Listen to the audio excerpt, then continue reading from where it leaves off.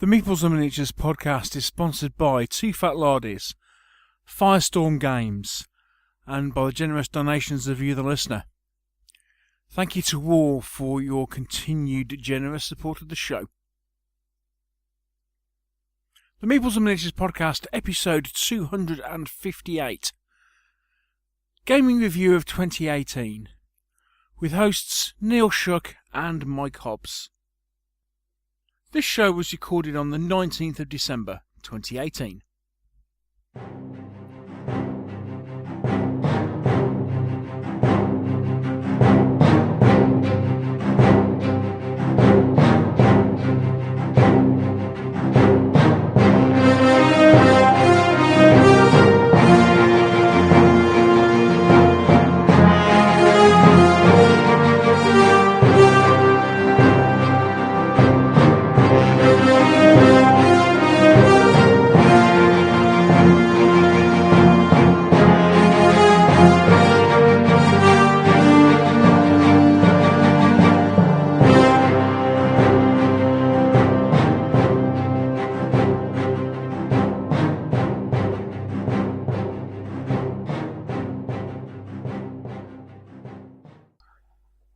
Hello and welcome to another episode of the Meeples and Miniatures podcast, a show all about tabletop gaming.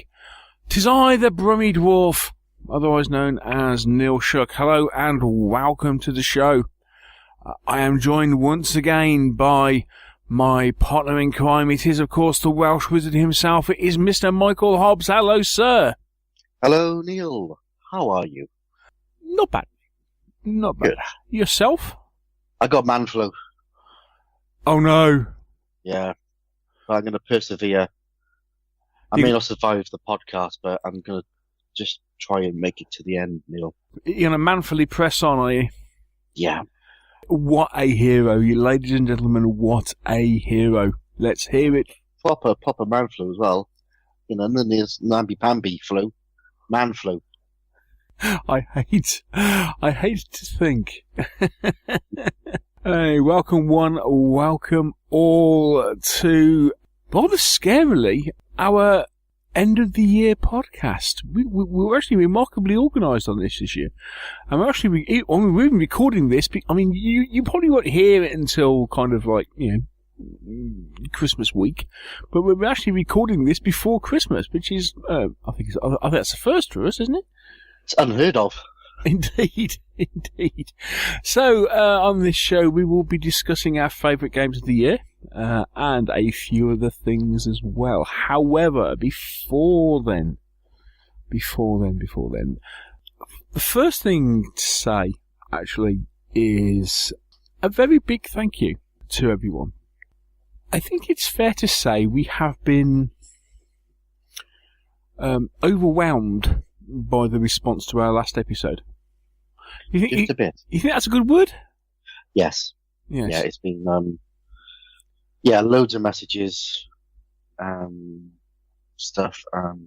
Yeah, it's been great to chat to you all. Everybody sort of reached out and said hello and sort of shared their issues and feelings and comments. Yeah, it's been lovely. Yeah. Quite a humbling experience, to be honest. As we said, neither of us are health professionals. Thank you for sharing stuff with us, and all your messages of support and everything. Loads of people have said, really, it was important, that it was well worth saying, and thank you for doing it. And it's been, thank you. It's been a good 2 weeks. One thing it's worth pointing out, following an email we had from one listener, which was quite poignant actually, and struck me that obviously we're based in the UK. And one of the advantages of being based in the UK is that we have free medical care at the point of demand, which when you start talking to other people, you suddenly realise that, that's not a privilege that everybody experiences. So we talk about getting help and what have you, and some people then turn around and say, well, that's all well and good if you can afford it. So appreciate, certainly, we are in a different situation to some of you. Therefore, actually, I put out a request here. If, especially if you're based in a country, I'm thinking specifically the United States, but if you're based in a country that does not have free healthcare, but you know of a good voluntary organisation that can help with mental health well-being, can you please let us know? And we will ensure that we have some links to it. As I say, it's unfortunately, fortunately for us, in the UK, we have access to a very decent amount of free medical care. If you're not in that situation, but you know of good places to go to, please let us know, and we will link to that in show note update, because obviously it's important. Okay, thank you. So as I say, thank you. We really appreciate it, folks, and as we said at the time, if there's anything we can do, to help. Then we're here. You've got our contact details, and we'll just leave that there for now. On with the show, shall we? Yes. For the end of the year. So yes, it is. Here we are. It is the end of 2018. And who would have thought we'd make it this far? Yeah, well, listening to the last show, perhaps we didn't think so, yeah. But yes. However, here we are, and so this will take a relatively similar format to what we've done in the past. However, this year there is only the two of us. So rather than a top 5, we're going to break tradition and do a top 10. Especially since when Mike turned around and said, got a top 5, I complained bitterly that how on earth was I going to cut the number of my favourite games of the year down to only 5, and even at 10 I'm pushing it a bit, but there we go. That serves me right for playing too many games this year, I suppose. Yeah, people can get out and play 3 times a week. Yeah, I don't know. Yeah. Some of us have got figures to paint. That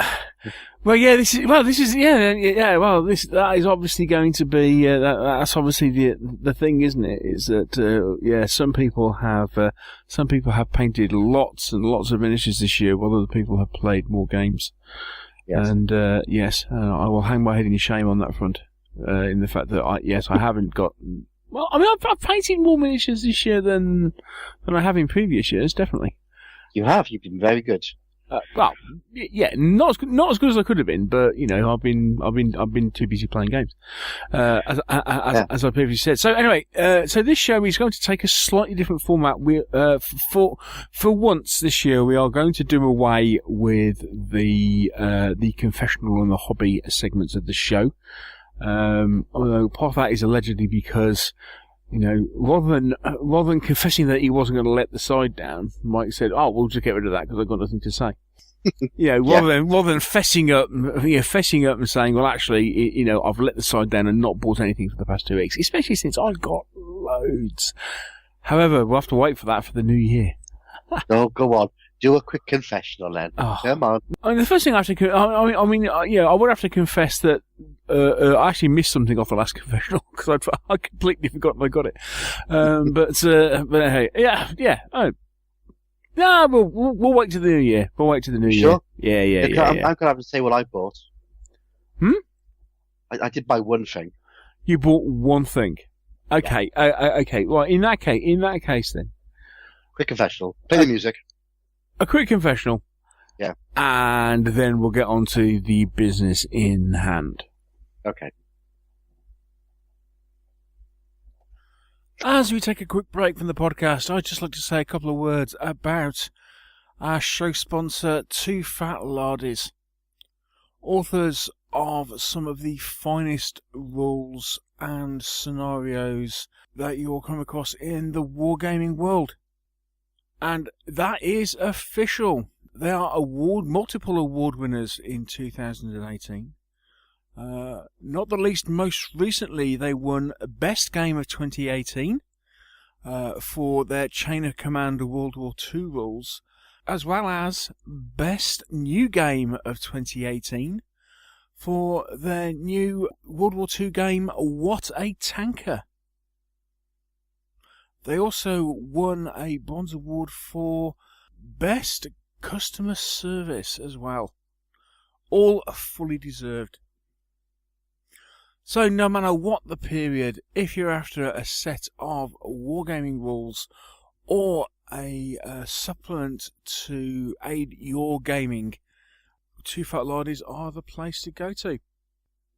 And if you wanted some reading over the Christmas and New Year period, you can look no further than The Lard Magazine 2018, which has just been published in the last few days. That was on 21st of December, actually. This contains new scenarios, campaigns, more gaming articles, and is available from the Two Fat Lardies website in PDF format for the price of a couple of pints of beer. Excellent stuff. So, you can find everything to do with Two Fat Lardies at twofatlardies.co.uk. Go check them out, you will not be disappointed.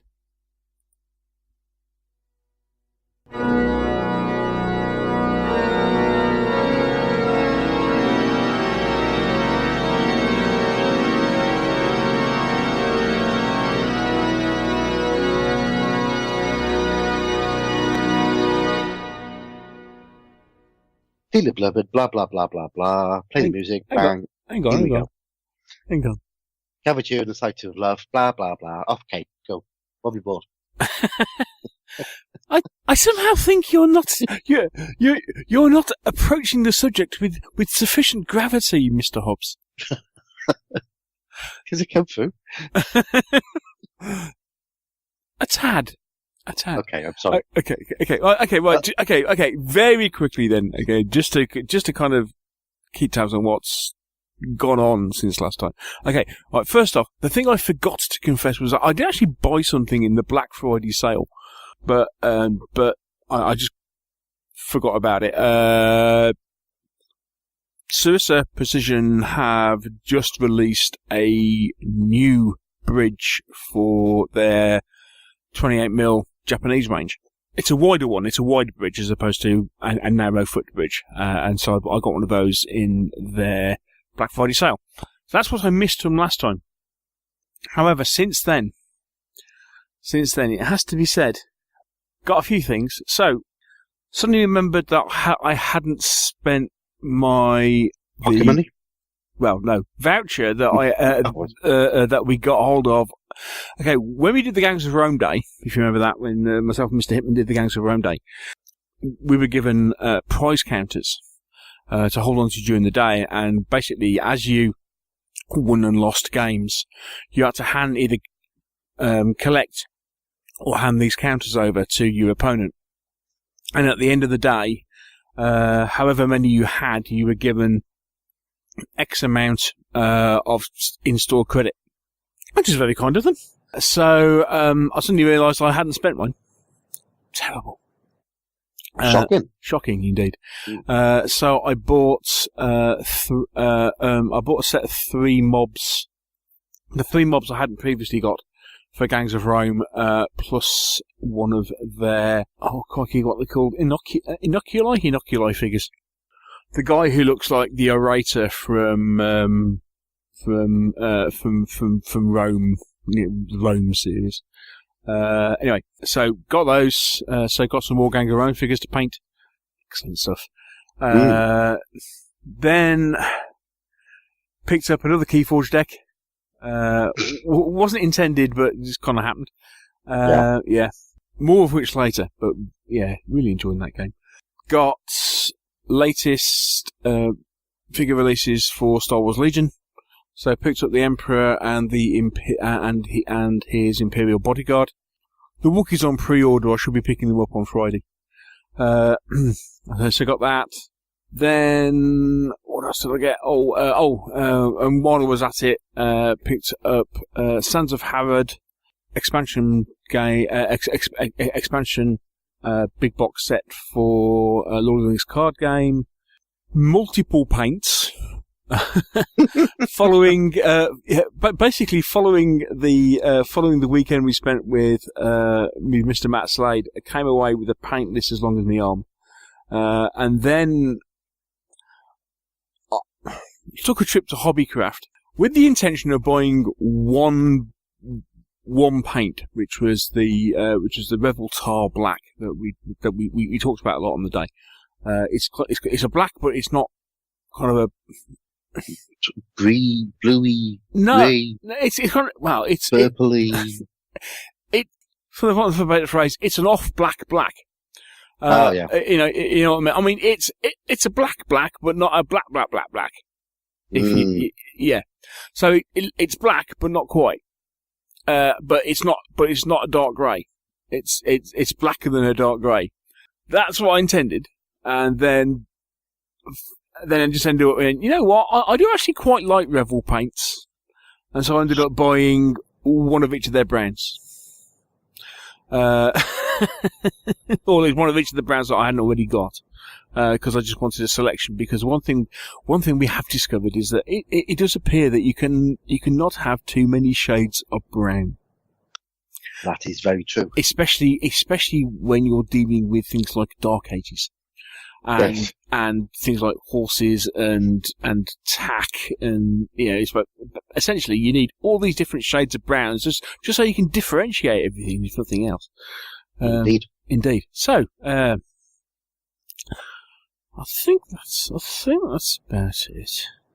Yeah. And fourth quarter football turned up as a Kickstarter. With includes loads of figures in that. And I think I think that's about me done. So quite a bit, and I have bought my Christmas present, but I'll confess that in the next show when I'm actually allowed to open it. Okay. Well, thank you, Monsignor Shuck.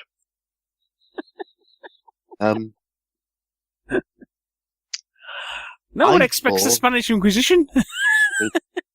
I bought one thing. One thing? Yeah. It was Christmas. I've been buying presents for others. I bought a 10-kilo bag of flint for basing. I'm sorry. 10 kilo? It didn't come in any smaller bags. It's from the garden centre. I sort of priced it up. I wanted some flint, because I get flint.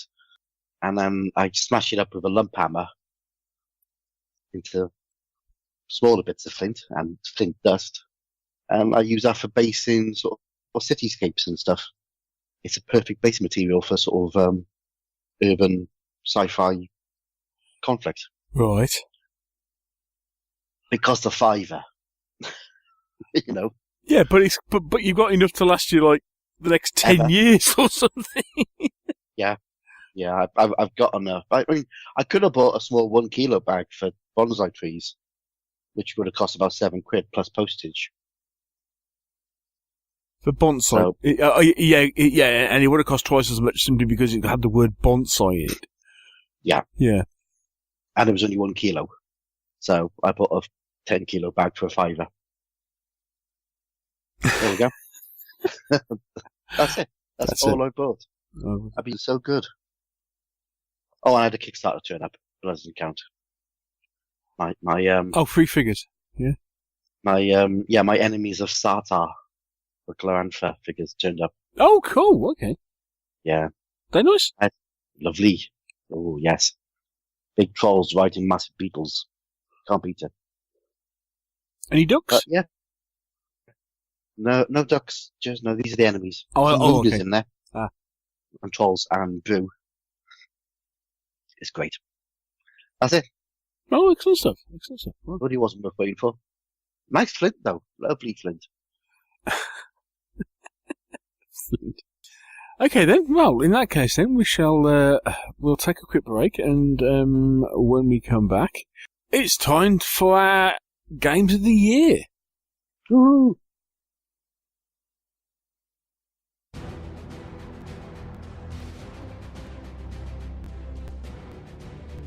Hi everyone, Neil here. I hope you're enjoying this episode of the Meeples and Miniatures podcast. If you are, I'm wondering, would you consider becoming a patron of the show?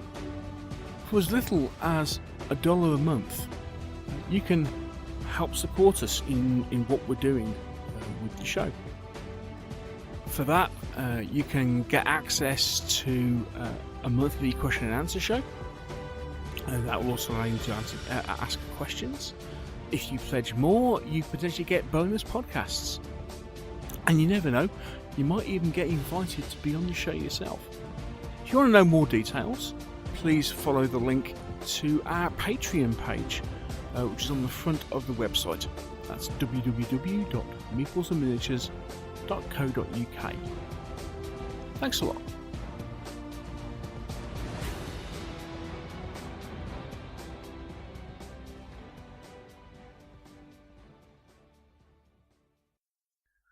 And hello, listener. You join us now as Neil is getting his top 11 games sorted, and now he's chosen 11 out of the 67 different games he's played this year. I'm coming. I will be coming to that. I will be coming to Get that. back to counting. And so, dear listener, yes, now put them in order, which might take a little while. Let's just wait for a second whilst he works it out. I'm now channeling my cricket commentator voice. Do you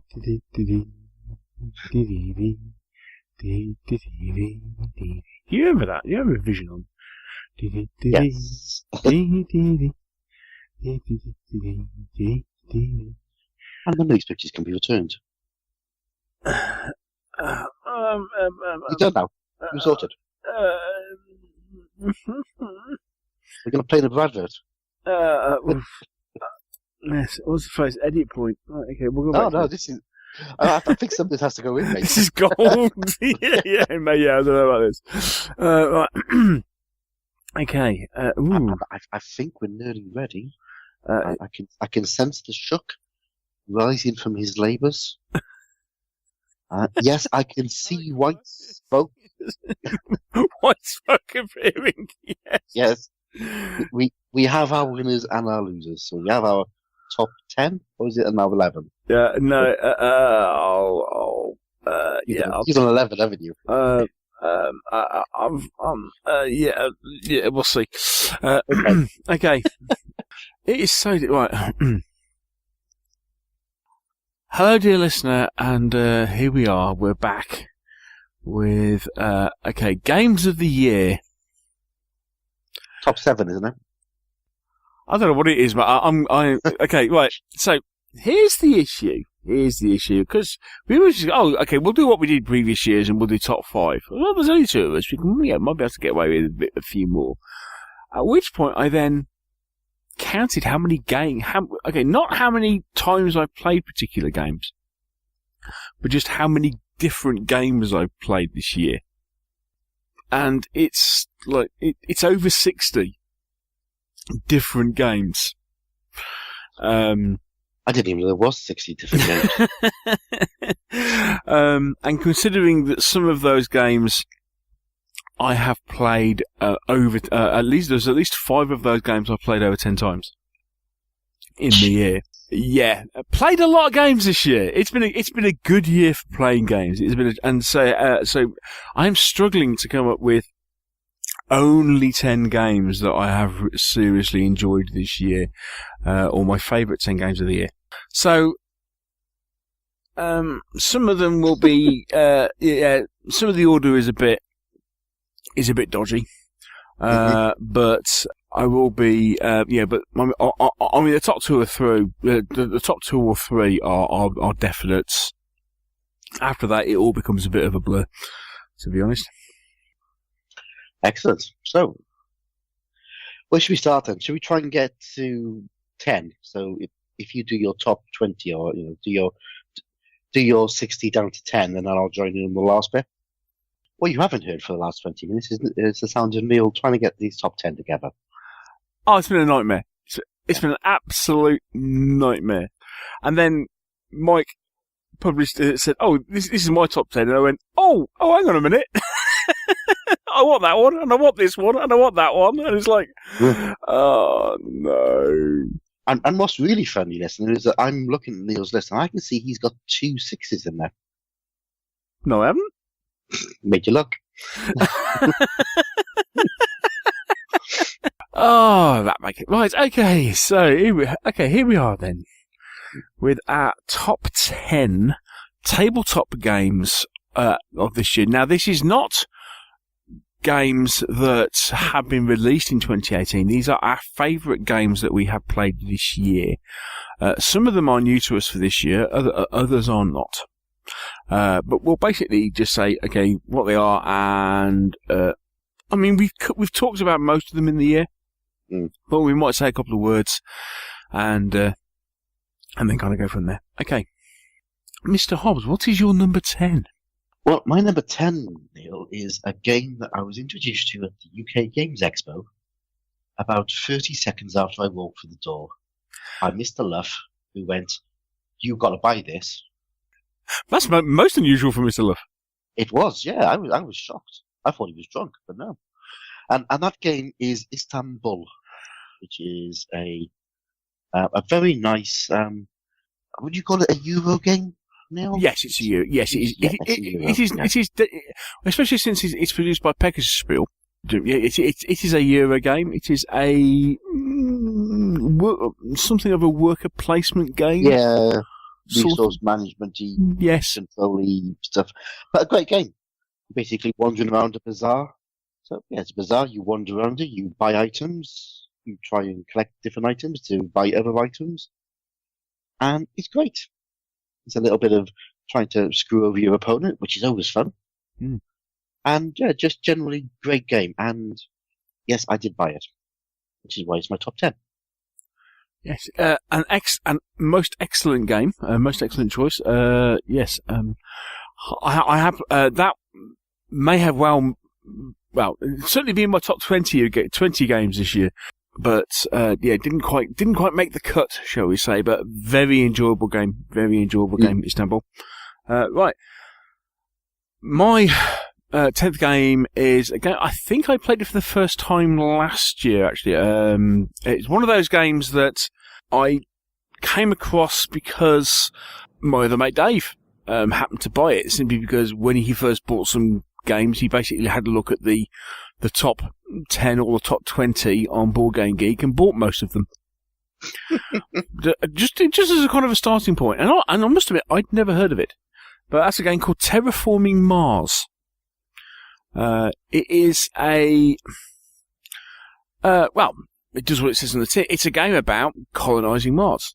Essentially, you play, you each are in charge of a corporation. You have certain resources available to you, and then you have technologies which are available on cards. Okay, and you essentially buy technologies which allow you to perform different things in order to terraform the planet Mars, and essentially you have to get surface water. You have to create an atmosphere so vegetation and animals will grow, and you have to raise the temperature. And so it's a game about bringing together technologies. Various technologies will score you victory points, will allow you to do things which will then score you victory points. It is a Euro game. There are a number of expansions, which, funnily enough, my other mate Dave owns. Shocking, and indeed. Indeed. However, it does mean that the number of different possibilities available in the game are now quite high. So it's a huge replayability value, plus the fact of every game is different because you have to tailor you draw technologies into your hand, so you have to tailor your plan depending on the cards you draw. Yeah, really good game. Very surprised when I played it because I was thinking, it's all right. But yeah, we played it a few times this year and have been very impressed with it. Well worth a look. Terraforming Mars. Yeah, I've heard good things about it, so it might be worth picking up. Definitely worth a look. It's very interesting game. Good one, that. Okay. Excellent. And number 10's. Number 9. Right. I'm just checking. So my number 9 is a little bit of Cthulhu in the card-based system. So it's Arkham Horror, the living card game by Fantasy Flight Games. Oh yes, another most excellent choice. Thank you very much. I haven't played as many games as you, Neil, but I like to think I've chosen classy ones. Yeah, I just love it. It's a great way of investigating or getting into Cthulhu. And the whole mechanics are really interesting. It tells a story. It builds up the suspense. Bad things happen quite often. And it just ticks all the boxes for me.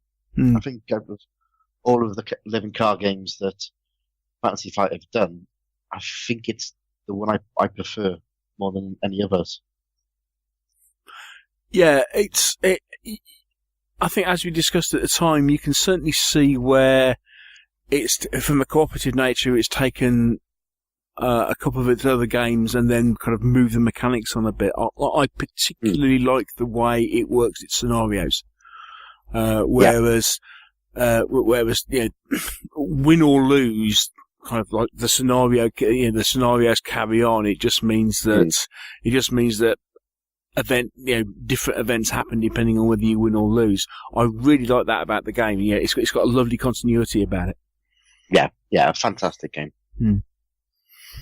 Cool. Yeah, no, that's well worth picking up. Yeah, my number 9, funnily enough, is another card game. And one that has, we played a lot of this since it's come out. It's only just came out. There was a lot of hype about it when it was announced at Gen Con. And that is game Keyforge. Like, this is a first of, nothing's been done like this before. Now, okay, as I think I said before, it's designed by the guy who designed Magic and Netrunner, Richard Garfield. So it's got a good name behind it. Every deck you buy is completely unique. Every deck that is sold is unique to any other deck.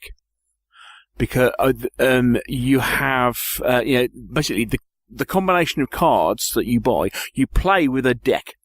Okay? That deck, you don't add other cards to it, you can't. The deck that you buy is the deck that you play with. Okay, and it's set up in such a way that your deck is uniquely named. All its all the cards have their own unique backing, which is only available to that deck, and it has a particular combination of cards in it. So, it's a game that, to a great extent, means that you don't deck build. You just buy a game and you play with it. Sorry, but you buy a deck and you play with it.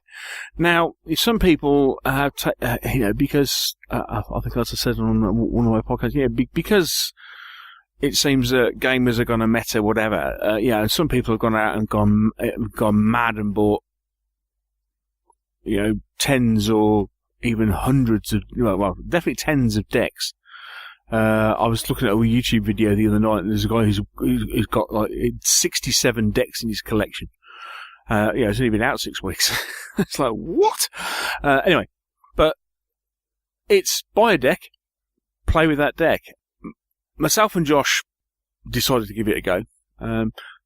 Obviously, from Josh being on the show, he's primarily a card game player. Although we play a lot of different things together, he's very much into, Yu-Gi-Oh! And stuff. So he really likes his card games. And we love this game. It is Really good. Really impressed with it. So that's why it's there. It's been it has been a bit of a surprise. I wasn't expecting it, but I'm thinking actually, considering how much we played it and how much we've been enjoying it, I think it actually deserves a top 10 entry. So yeah, Keyforge. Excellent. Yeah, good game. Right. Now, my number 8 is your number 6. So, I won't say anything. Okay. Right. My number 8 is a game that we first played at the UK Games Expo. And we without me. Well, you were too busy role playing. There was, yeah. you were role playing with your new bestest mate. Yeah. Yeah. Hello, Dirk. Yes. Hey, Dirk. Yes. So yes. So we had to do something. So we played a game called Escape the Dark Castle, which is a bit of a kind of it's an adventure game on cards. It kind of harps back to the kind of fighting fantasy style games that we that you used to play, except for the fact that rather than kind of choosing your path, what happens is that you have to go through a certain number of adventures in order to escape the Dark Castle. You are trapped in the Dark Castle and you have to go through a certain number of adventures to escape. You have a choice of, there are 45 encounters, you only have to do 15 of them, and then there's some kind of like basically end level boss that you have to defeat. Yeah. With unique dice mechanics, and you can gain items and various other bits and pieces.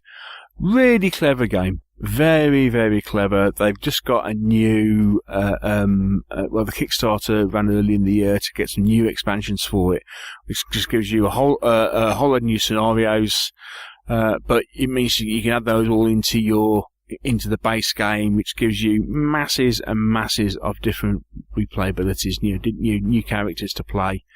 No, it's a great game. It lasts about an hour.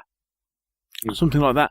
But because it's got that kind of fighting fantasy sort of vibe about it, it's quite retro and kind of, very evocative of that. But, a great, short adventure game. Excellent. So, brings us down to my number 7. 7. Yes. Which is a bit of a blast from the past. It's Games Workshop's Man of War, which is their naval fantasy game that came out in early 90s. Something like that. Crikey, that's a late entry since you only played that a few weeks ago. Yeah, and it was just so nice getting it back on the table. And we had a great game. There was 4 of us playing. Me and my mate Mark, and Mr. Slade from Glenbrook Games, and Mr. Plowman from elsewhere in the forest, and we just played, and it was fun, and I do still think it's one of the best games the Games Workshop have ever released. Just behind Space Marine. Plays well, it's fun, it's quirky, and yeah, I loved it, and I just want to play it more. So yeah. Good vibes in it. I heartily agree with you, and I'll just go away into a corner and cry somewhere. Oh yeah, because you sold all yours, didn't you? There are things that you do that you suddenly think back and go, "Why on earth did I do that?"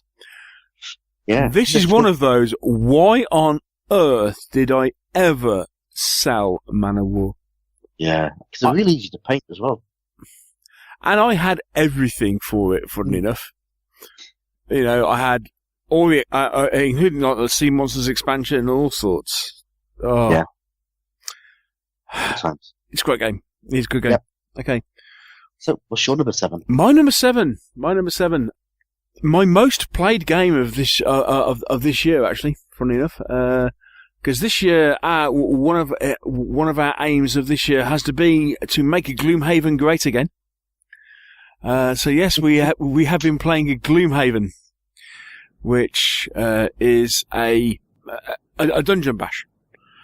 However, it is a dungeon bash with with linked scenarios, quite a large scenario tree, probably about 100 scenarios in total. Character advancement, a unique activation and combat system. Had a lot of fun with it. Yeah, played this a lot this year. 15 times, I think it is this year. We played this. 15. We've currently had, we've had 15 different scenarios of this we played since the summer. So it has been one of our go-to games over the last 4 months. And I suspect this would actually be Mr. Luff's favourite game, should you've had the choice. It's a pretty good game. I still have some reservations about it, which is why it isn't higher. But I have massively enjoyed playing it. It has been a lot of fun. It almost scratches that RPG itch, but not quite. As I think, as we said at the time, when we reviewed it, we turned around and said, you can think about it as D&D light, or things like, Baldur's Gate, the board game and stuff like that. And for that sort of thing, it works really well. It has its limitations, but within what it does very well, and has been a very enjoyable game. Mm-hmm. Cool. So you're number 6, mate. My number 6. Well, sticking with the Games Workshop theme, I'm afraid. What's happened to me this year? We are going down Lord of the Rings, the strategy battle game. Oh wow! Which another recent release. Yep, came out earlier this year. A little reworking of the older version. I think they've just tightened up armies and stuff. But we had 2 games of this in 1 week. Visited Matt Slade in the middle of the forest, and we had a game there. And I wasn't sure about it before I played it, but during the game, it just clicked, and it was just a great, fun game. We had about 25 figures aside in the first game, and I it's one of those games that would probably get bogged down if you went really big. But I think for a small scale skirmish game where you got 30, 35 figures aside, it works really well. And the use of heroes, it just felt really thematic. It felt like the Lord of the Rings film. Yeah. Not the Lord of the Rings, the book, because that's completely different. But it just felt right. The second game we played was one of the old scenarios from the original book, which was, it was the attack on Amon Hen. So, we had 5 ring wraiths against the 4 hobbits and Aragorn. So, 10 figures on a table. And it was just great. It just felt like we were replaying the film. Big heroes doing lots of heroic things. Nazgul's going up in flames.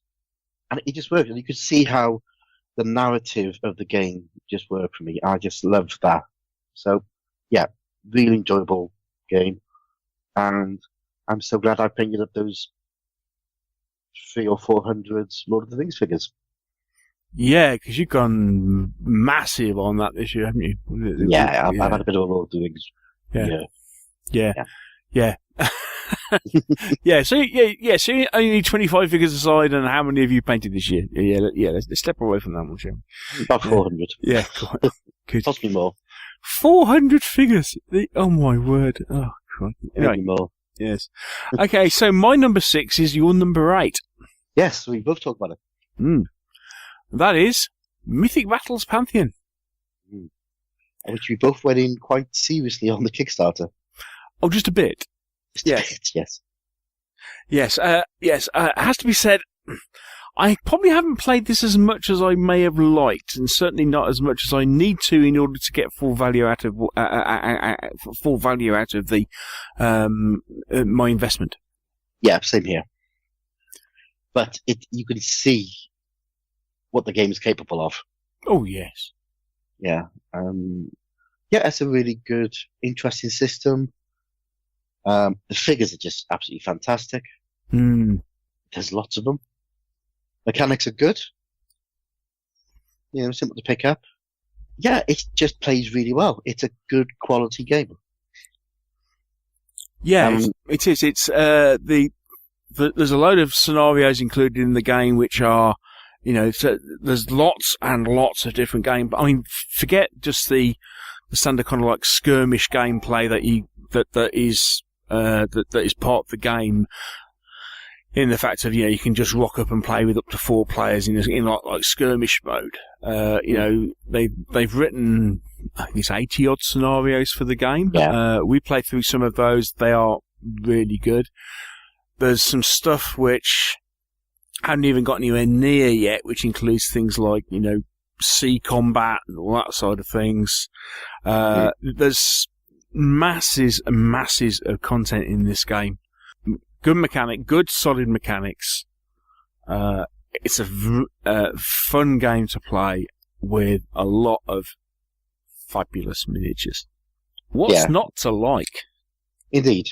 Yeah, and again, it's just one of those you wish you had more time. If somebody said to me I was going to spend a year on a desert island with somebody who played games, I could take one game. I'd take Mythic Battles with all the expansions and just play it because it's so different.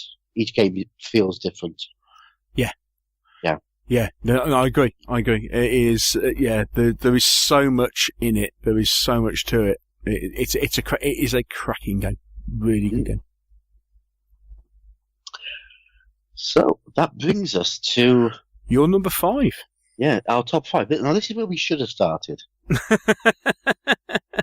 Well, if you'd have started at 5, then it might have been slightly different. But no, carry on.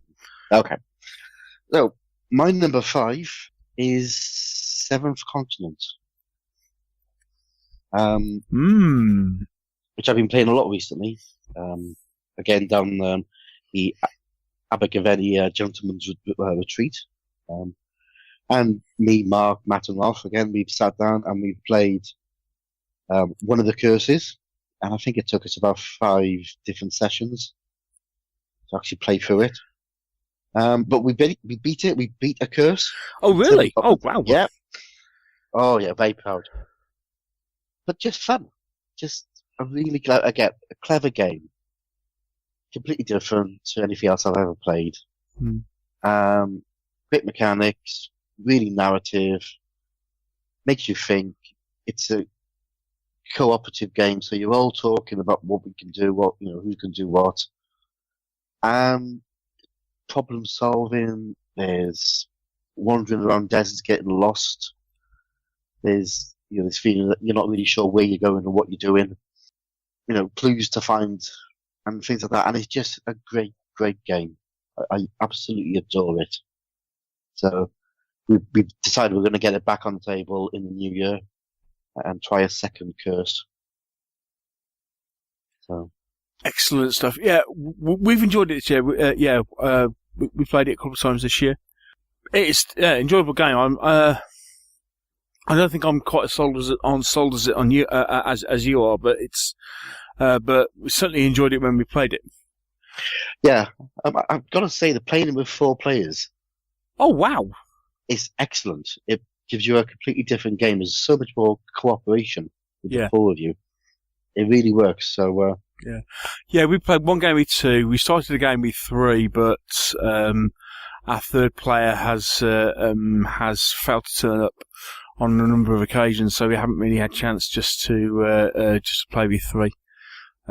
So we stalled a bit, but 4 players. That would definitely be interesting. Yeah. So, what's your number 5? My number 5, new game to me this year, Gangs of Rome. Yeah, pure miniatures game.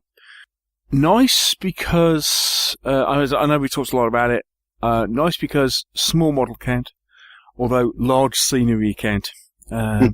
Interestingly, what they're looking at next year is actually taking, as they call it, it's taking the battle outside of Rome. But it does work best, as we've seen, with lots of scenery, and also the thing as I said before, the thing I love about the game is that it doesn't take place in a vacuum. It isn't just your gang versus your opponent's gang on the streets of Rome. The citizens of Rome are on the streets and get in the way, or can be used to your advantage or disadvantage. So,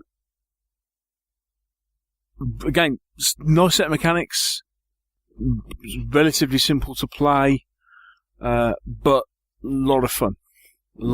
And, with five figures aside, you can get up and running really quickly. As I say, potentially the one thing to remember is that you do need a lot of scenery in order to get the most out of it. However, it does give very, very nice narrative kind of games. Am I right in remembering that every card for each character or each figure is different?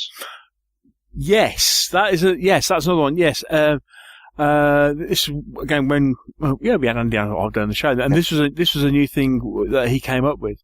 So every character in the game, they did a box set, and the box set has the same characters in it. However, when you buy each individual model of a gang member, they are unique. So they have a particular set of characteristics plus skills. Basically, it's a set of 4 characteristics plus a couple of abilities depending on what god they worship and where they're from, and then also a special ability. And that combination is unique for every single model. Yeah. So you'll get a card and he is unique. There is nobody else like him. Or her. So, game. Clever. Very, very clever. Yeah, interesting game. Like it a lot. Had a lot of fun playing that this year. And hopefully going to get a lot more games in. Excellent. Number 4. Down to 4 now. Right. I'm back to a board game. And it is Shadows over Normandy by Devil Pig. So this is acting Cthulhu, sort of Cthulhu in World War II. Me and my mate Mark, we sat down over the summer and we played the 10 scenarios in the core book set.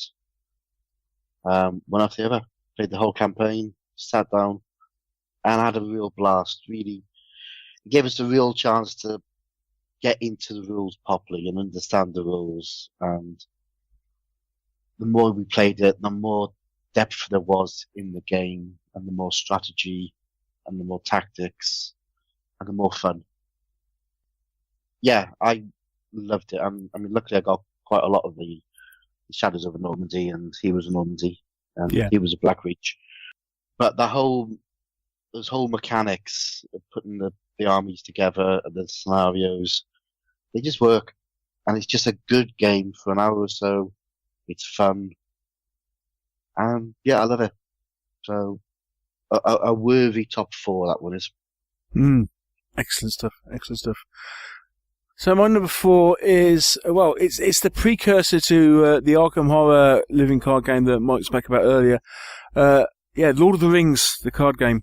Made an active decision this year is that, as we said with, I think, reflected with Mythic Battles Pantheon, I have something of an investment in this game when it comes down to all the scenarios and what have you that I own for the game. So basically it's like, let's get back to playing it, because we started playing again earlier this year, got back into playing it, and thought, we really enjoy this game.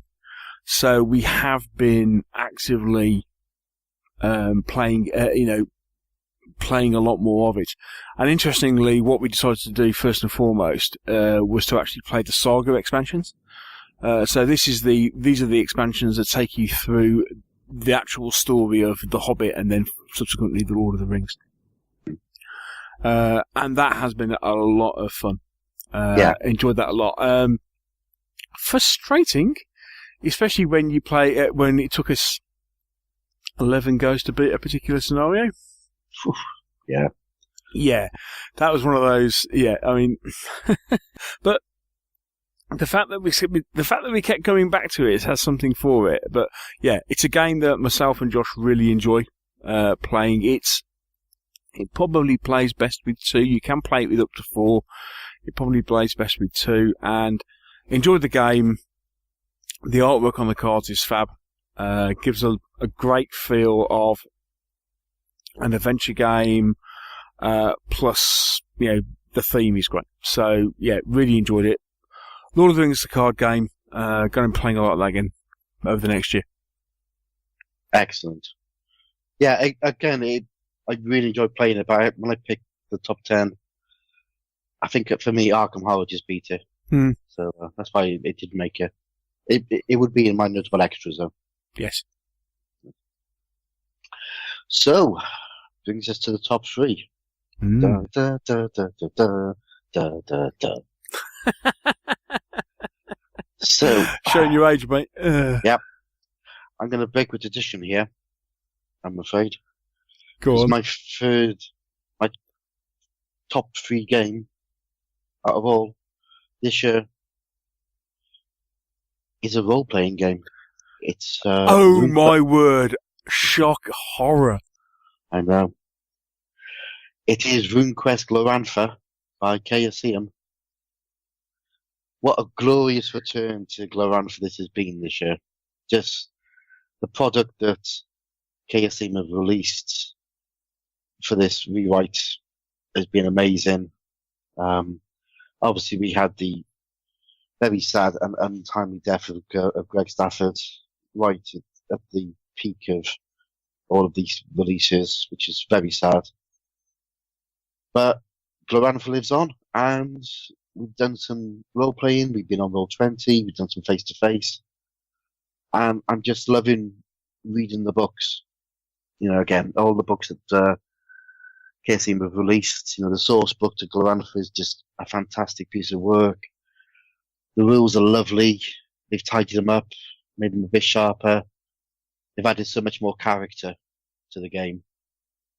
And you sort of start the game, whereas the original RuneQuest and D&D back in the day, where you started as this, 14-year-old kid who had a cudgel and nothing else. In this game now, you start as a fully formed hero. For want of a better word, you've done your experience. You've been out, you've been in battles, you've got experience, you know what's going on. You're not strong enough yet to, become like a proper rune lord, but you're just below that level. So it means that you don't have that precursory bunch of adventures where you're trying to get some experience and some money so you can buy some proper equipment. That's all been done. Now you've got a backstory, and you're going into a bigger world. So yeah, absolutely love it, and I can't wait till beginning next week when Mr. Plowman, our GM, is going to take us across the wilds of Glorantha to see what we can do. Marvellous. Role-playing over Christmas. Excellent. No, it's really been January. Okay. Yeah. Cool. Excellent stuff. Cool. Role-playing, whatever next. Okay, my number 3 is a Lardy game. First appearance of a Lardy game in this in a list this year, which, as you all know from previous years, is quite unusual for us. But yes, and a different one this year. Dux Britanniarum, and specifically, actually, Dux Britanniarum, the Seven Spears variant, which was the variant that was written to convert the Dark Age rules to Sengoku period Japan. Test of Honor almost made the list as top 10. You know, it was one of these things that it was bubbling around, and to be honest, because I had this in, Test of Honor slipped out of the top 10 because I had this in. I like this in preference to Test of Honor simply because it handled. It was. I've run a couple of games of this at Market Larden Day, and I loved the way it works with a slightly bigger army. So it caters for a force of 40 odd figures, up to 60 odd. Love the mechanics, and just the way the game played. It worked well with the Sengoku variant, and really enjoyed running it and playing it. And I've been wanting to do a Dux Brit campaign for a while, and I've got, funny enough, I have a. That's a moment. I have some ancient Brits and some ancient Brits and some Saxons in a box. Funnily enough, from a while ago, and I am still umming whether to hang on to those because there is something about Arthurian Britain, and I do like that, but playing it with melding that with my love of 16th century Japan, it works really well. And so I want to play a campaign with that next year. But I was really impressed with it. Like it a lot. So hopefully we're revisiting it in the new year. Dux with Sanity Arm. Great game. Excellent. So, number 2. And it's a Lardy's game again. In fact, it's a Mr. Nick Skinner game. It is What a Tanker. And what can you say about What a Tanker? Other than it's clever, it's well thought out, it's fun, it's easy to learn, it's well thought out, and it's clever. You said both of those at least once. Andy, did he come first in the War Games Illustrated best game? Did he get best game of 2018? I believe it did. I think it did. Yeah, well deserved. It's a fantastic game. You command a tank. That's it. You play a tank. You have fun. You blow up other tanks. You get blown up yourself. It's a game for lots of people to crowd around a table and all have fun together. It's just fantastic. It's the right level of gamemanship and assimilation.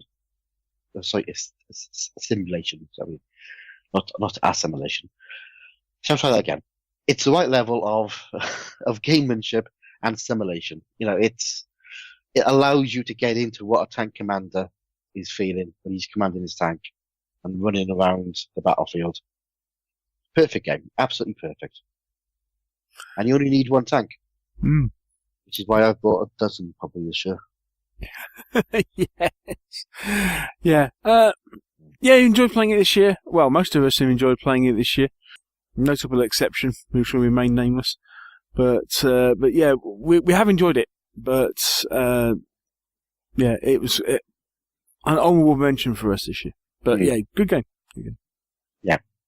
Cool. So. My number 2, and, right. Relatively recent game, that was bought. It's a board game, well, a hybrid game, in fact, I suppose actually, it's almost like a dungeon bash. In some ways, except it's a kind of a near future horror kind of theme. The game is Deep Madness. A recent Kickstarter turn up it's from Dimension Games. The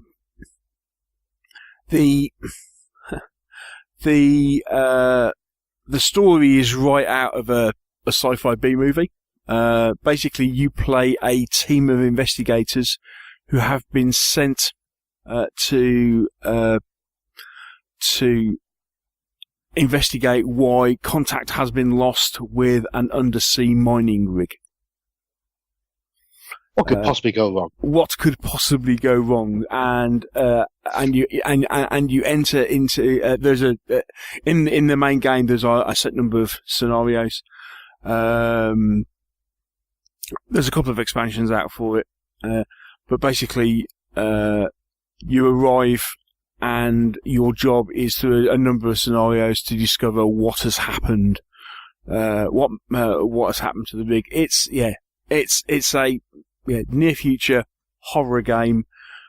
However, it's a slightly different horror to the next game I'll be talking about, in the fact of it's like comparing Aliens to Alien.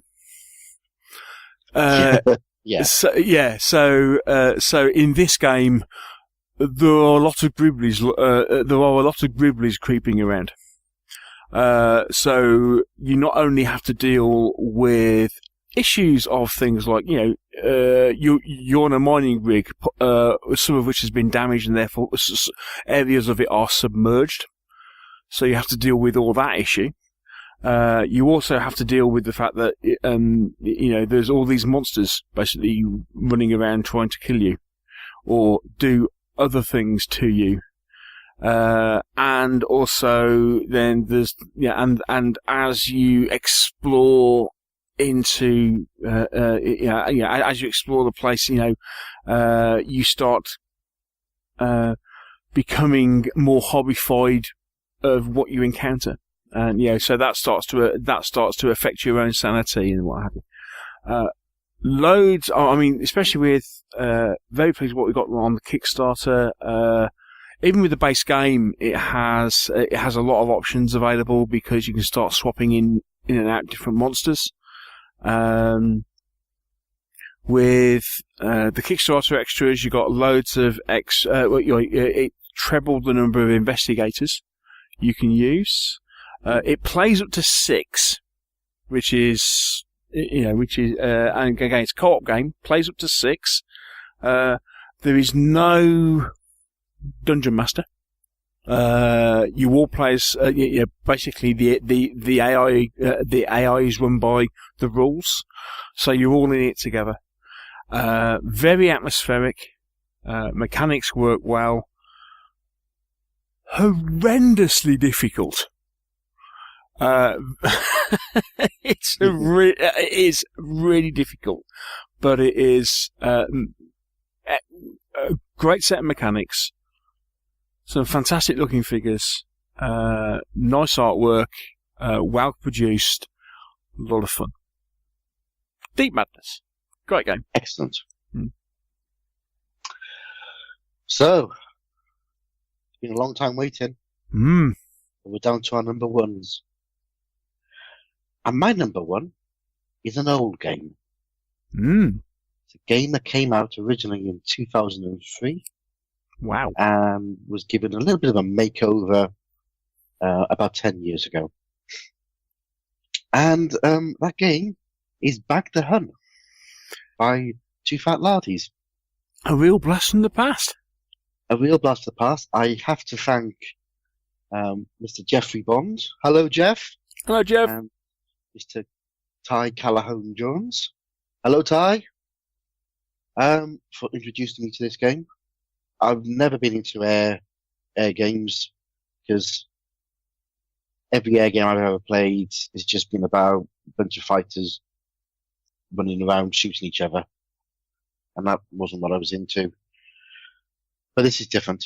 It's just a fantastic game. It allows you to look at squadrons of planes. You can play a really good game with half a dozen planes each side.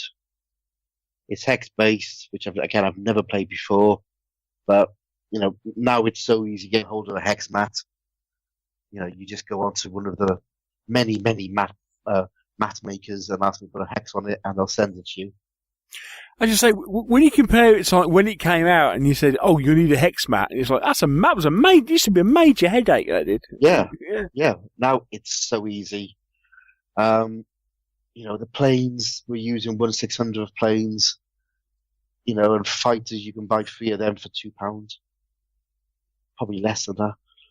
So you can literally spend £8 and have enough planes for a good, decent scenario. And it plays well. It's interesting. It makes you think. It's got randomness. It's got chaos. It's infuriating at times because what you want to do doesn't happen. And it's very subtle in so much that the better characters, shall we say, the aces, the experienced pilots, have more opportunity to do things. And that little subtle tweak in the rules where they just have more opportunity makes them really, really powerful. And not overly powerful, obviously, but it makes them easier to manage and easier to do things.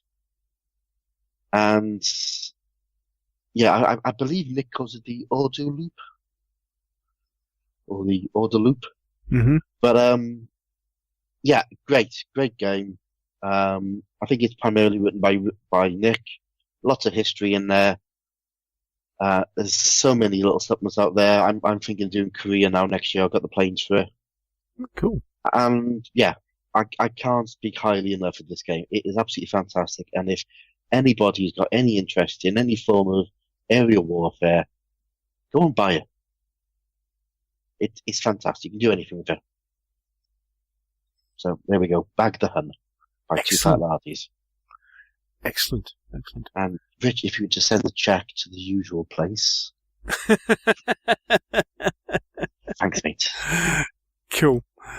Right. My number one, anybody who's kind of listens to the show, well, probably the last couple of years, will probably be non-surprised whatsoever. That, as I said previously, if Deep Madness was Aliens, then this is Alien to Aliens. My number one is second edition Mansions of Madness and Fantasy Flight games. The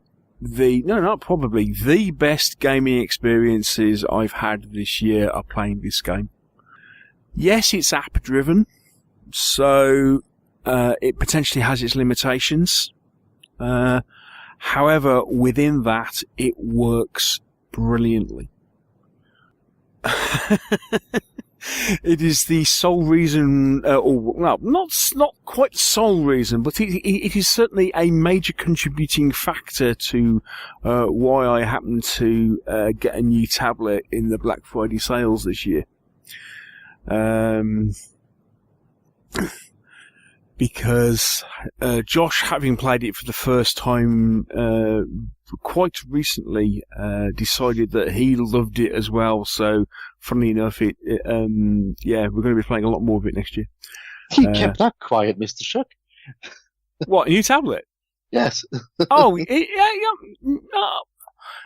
I suppose it almost became a non-game product. But no, I just happened to pick up a new Kindle, but just one of the bigger ones. But Amazon did a good deal on them. But anyway, one of the things behind it was the fact of, the mansion, because you can't run the Mansions of Madness on your phone. It's just too small. And we have been running it on Mr. Hitman's iPad. He's got laptop, but it's not. It's an Apple thing, so whatever. Yeah, whatever they got. Yeah, MacBook. That's it. That's the thing. Well, whatever they're called. Yeah. Whatever. Anyway, yes. Yes. Other things are available. But I wanted to do. Suffice it to say, It's contributing factor. Quite simply, a brilliant gaming experience. It is immersive. It is atmospheric. Yep. Full of surprises. Obviously, because it's completely act-driven, you do not know what's going. You do not know what's happening. And one of the best things, I mean, even, funny enough, we played it again this week. And we actually played one of there's a new set of expansions that has just come out, and we played the first one of those. And just, at the start of any scenario, all you are told is a basic introduction, which is, it basically boils down to something is going on. You have been told to go and meet this character at this location, find out what's happening, and then you're given a kind of just an idea to see. This needs to be investigated. I mean, what we played on Monday was effectively a murder mystery. So you've got so much variety. You've got monster hunting. You've got there's lots of puzzle solving. As I say, we played a couple of different murder mystery, different styles of murder mystery, all sorts of different things. Plus, actually, it includes scenarios taken straight out of Lovecraft's collection. As well. So you've got, whether it's things like, the Dunwich Horror, or, there's the one that takes place in Innsmouth.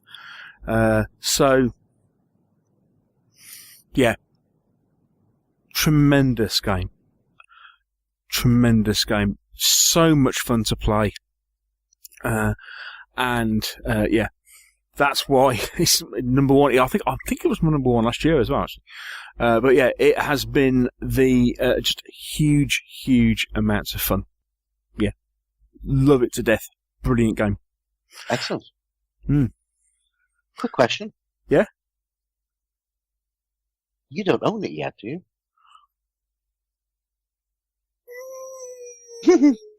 That may change in the very near future. Okay. And I couldn't possibly tell more, but I have an inkling that Santa might be bringing me something. Excellent. So, or maybe several not quite so little somethings. Yes. Yeah. So how long till you get all of the expansions? Like you say, in the next few days. Yeah. Suffice it to say, everything that's currently available, and I discovered something the other day, which is turning up tomorrow. But basically, it was actually a point of Santa's bringing. I am lucky in the fact of not only is it Christmas, but it's my birthday about 2 weeks after Christmas. So what tends to happen is that, I just kind of go, just lump everything in together, and I'll have this. So basically, I'm putting together some of my own money plus gifts from a few other people, and I kind of went, I'll have the contents of this rather large box that has just arrived. Thank you very much. Excellent, well done. Well, it's good that you're on Santa's good list. Yes, indeed. Very, very good this year. Or as I saw somewhere else, if you're on the naughty list, it just means that you buy your own presents. Yeah. Yeah. Oh no, what am I saying? Santa exists, of course. Yes. Of course, what am I saying? Right, excellent stuff. So there we have it. Our top 10 games of this last year. Obviously, I think we've spoken a lot about most of them, at least some point. Mm. Lots of different things to look at, and they are all worthy of your attention. So I suppose the question is for the listeners, if there's any of the games that are on either of our top 10s that we haven't spoken about yet on the podcast that you'd like us to review, well, drop us a line, and maybe we'll get them reviewed. Indeed, and likewise at the same time, what have been your favourite games of the year? What have you really enjoyed? Maybe the stuff that you've played that we haven't. that we need to know about. So, yes. Playtale, come and tell us. Yeah. And who knows, you might get invited onto the show to talk about it. Indeed. Yeah. Cool. It doesn't mean that if you're a manufacturer and you've got a new game coming out and you will talk about it for 2 hours. No. You'll be a player. Excellent stuff. And on that note, what we'll do, we'll take a quick break, and when we come back, we'll be carrying on with our review of 2018 with answering some other questions.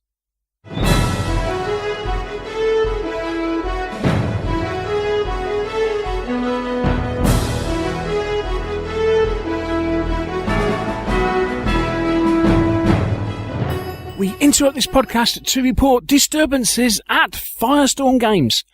Let's go to our South Wales reporter at the South Wales Gaming Centre. It is Mike. Neil, you've joined me here in the middle of a scene of desolation. It seems that many Meeps have invaded Firestorm and are buying everything in sight.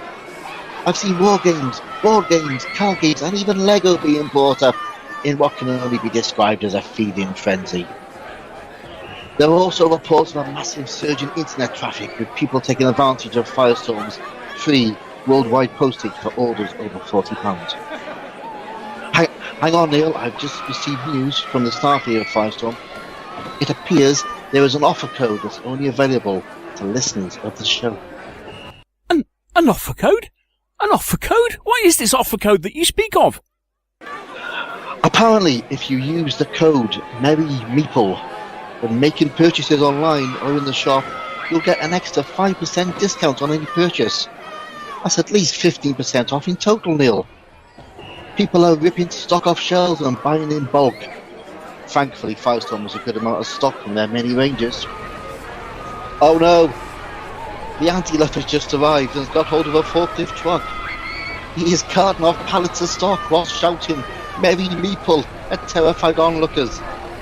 Neil, I simply can't describe the scene here. Oh, the humanity. Neil? Neil, you still there?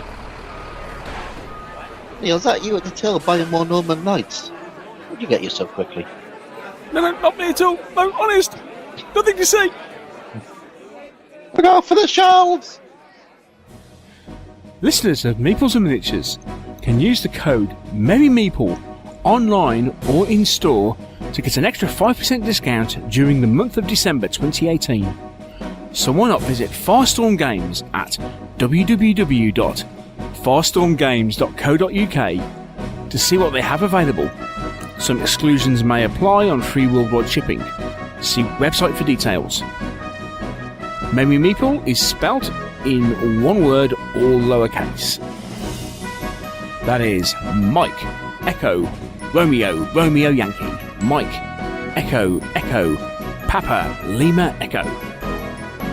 Note, no wargames were seriously harmed in the making of this commercial.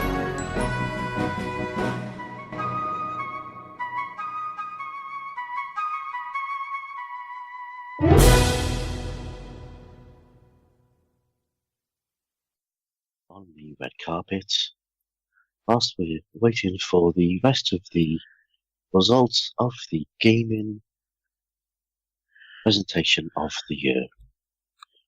Mr. Shuck is looking absolutely gorgeous in an Armani suit, single-breasted, What? with a rather fetching bow tie. Well, I can't afford an Armani suit. Good grief, man. Can't afford that amount of material. Ah, dearie me. So that's our top tens. Have you got any honourable mentions? No, because I had to make no, no, none at all. Oh, none. right, okay. None. Oh, okay. Yeah. As I said, it's quite scary the amount of different games I've played this year. Great in a way. I mean, there was just some things that I just couldn't fit in. Things like Imperial Assault, for example. Really enjoyed playing that this year. Didn't quite squeeze in. A couple of things that obviously made Mike's list that didn't make mine.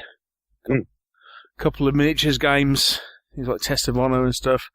all bubbling around. Lots of good games played this year. Any disappointments? Anything you've been disappointed with this year, games-wise? Anything that... it's a tricky one, really. I mean, I suppose my biggest disappointment was we did play Warhammer First Edition, and it was nice to play it and really enjoyed the company. But sort of looking back, if I'd been hypercritical, the rules were brilliant. And as an umpire, I had to sort of make up a lot of stuff to keep the game flowing. Mm-hmm. So, yeah, it was great to play it, and I really enjoyed meeting up with Wayne and Johan and playing the game. But I just sort of thought, wow, maybe just rose-tinted glasses, I've sort of had the game for 35 years, but when we first play it, we end up having to make up quite a lot of the rules, or steal rules from later editions for the game to make any sort of sense. Yeah. But I suppose you have to look at it as a step on the journey to a game, But yeah, it's about it really. Game wise. Cool. My disappointment was probably Escape from Colditz. I'd heard so many good things about it, and then picked up a copy when Osprey reprinted it, and we got to play it earlier this year, and we kind of went, "What?" Now, it may well be that it really wasn't. It really wasn't what I expected, and almost in one sense, almost seemed a little broken. Yeah, is it that sort of those tinted glasses thing again? Yeah. Where it's games that you played when you were a kid, and going back to them, you can almost look at how game designers moved on. I'm not saying that old games are rubbish, because they're not. There's some fantastic games out there, innovative games out there. But sometimes, what the ideas they had didn't really flow, and maybe now we're just used to different mechanics. Yeah, this is it. I think board game mechanics have progressed so far in the past few years that when you go back to older mechanics, I mean, Escape from Colditz is iconic in several ways, none the least because of its historical accuracy, and there's a lot of that in the game. So it bears. There are other things of interest in it. However, I think as a game, some of its mechanics now reflect poorly on it.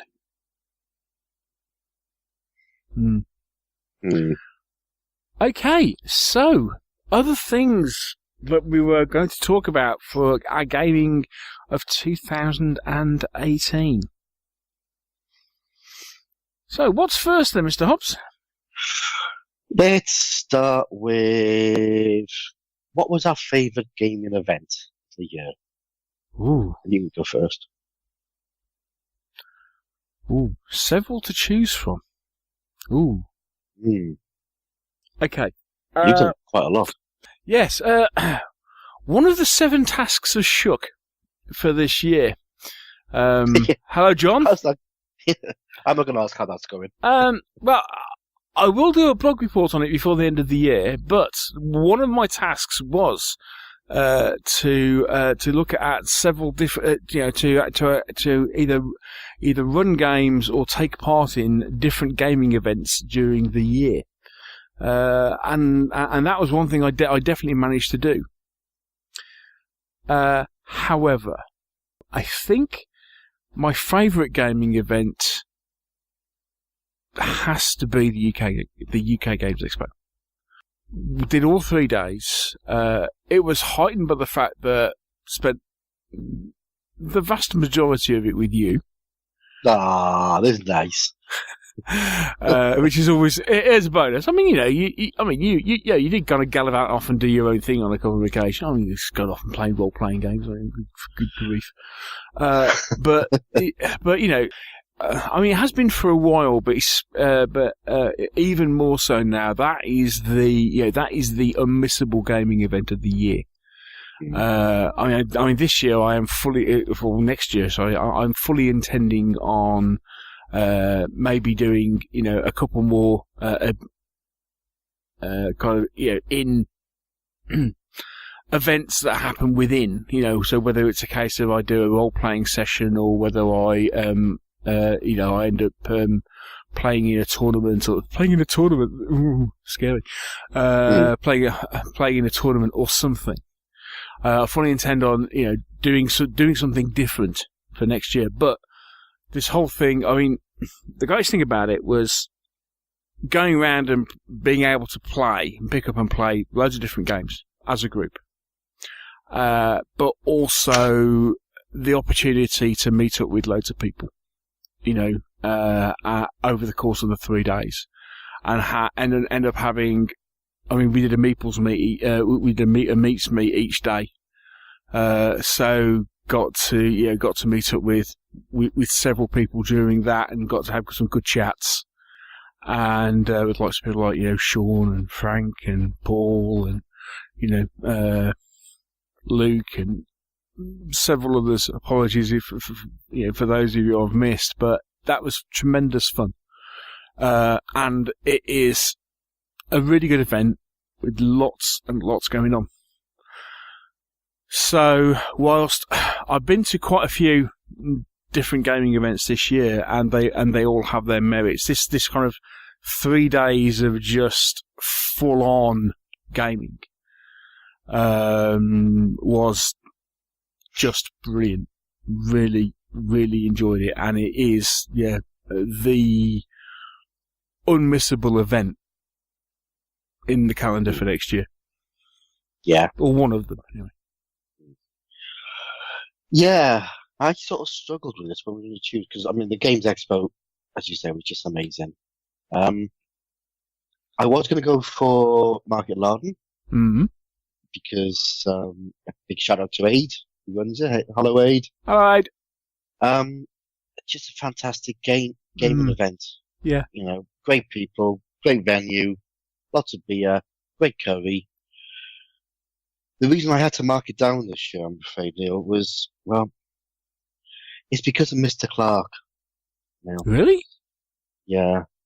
Because he insisted on sitting next to me and singing in my ear for about an hour at full volume. And there's only so much singing I can take, Neil. And it was that third rendition of Delilah that did it, wasn't it? it was the 13th rendition of Delilah that finally drove me over the edge. I almost stabbed him with a butter knife, but, I managed to hold it back. But, no, I mean, Market Larden is a fantastic event. Indeed. It is. Anybody who's into Too Fat Lardy's games, or if you've never played them, if you get a chance to go along, go. It's a great, great weekend away.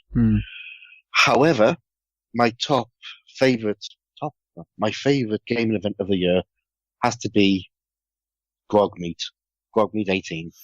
You shock me. I know. Not. I know. My very first proper role-playing event. Me and Ralph drove up to Manchester, and 2 days of great gaming. Third day we got to sit in on the recording of another podcast, and we heckled a little bit, which was nice. And just great, really fun, relaxed atmosphere. Played some great games, met some really cool people. I can't wait to do it again next year. I'm so looking forward to the next Grog Meet. So yeah, that's mine. Excellent stuff. Excellent stuff. So, the next category is most memorable game played and why. Mr. Hobbs. Can I pick 2? Yeah, go on. I'm going to. Yeah, I'm going to pick 2. He might edit it down to 1. So, first one was we played a big game of Bag the Hun at Firestorm. Mm-hmm. Jeff put it on. I supplied the mat. So we played on a 12x4. We basically had 2 games running in parallel. Weren't you meant to supply the ships? move on from the ships. Yeah. Both of us were meant to spoil the ships. Moving on. Yeah. Yeah. We had a nice island chain in the middle where some ships would have been placed if we had ships. But, Sunk truck. Yes. yeah. Yeah. But it was great. It was really interesting playing the two games together for the first half, and then as the side sort of closed into the centre, we just effortlessly combined it into one game. And it just worked. It was just a fantastic, fun game. There was 8 players. Me and Jeff were umpiring it. And between us, we got quite a few of the rules right, which was pleasant. But it was fun. We played all day and had a laugh. And the other game, most memorable game, is one that nearly made my top 10. But I left it out purposely because I wanted to mention it here, which is a game called Classic Warlord. Oh, right. Early there. And we played that. So Classic Warlord is a game of area control and nuclear weapons. Designed in the 70s. It has 1 dice which you don't roll. You just use it to pick a number. And it's simple. The rules are on the side of A4, literally. We had a game in Abergavenny and it was fun.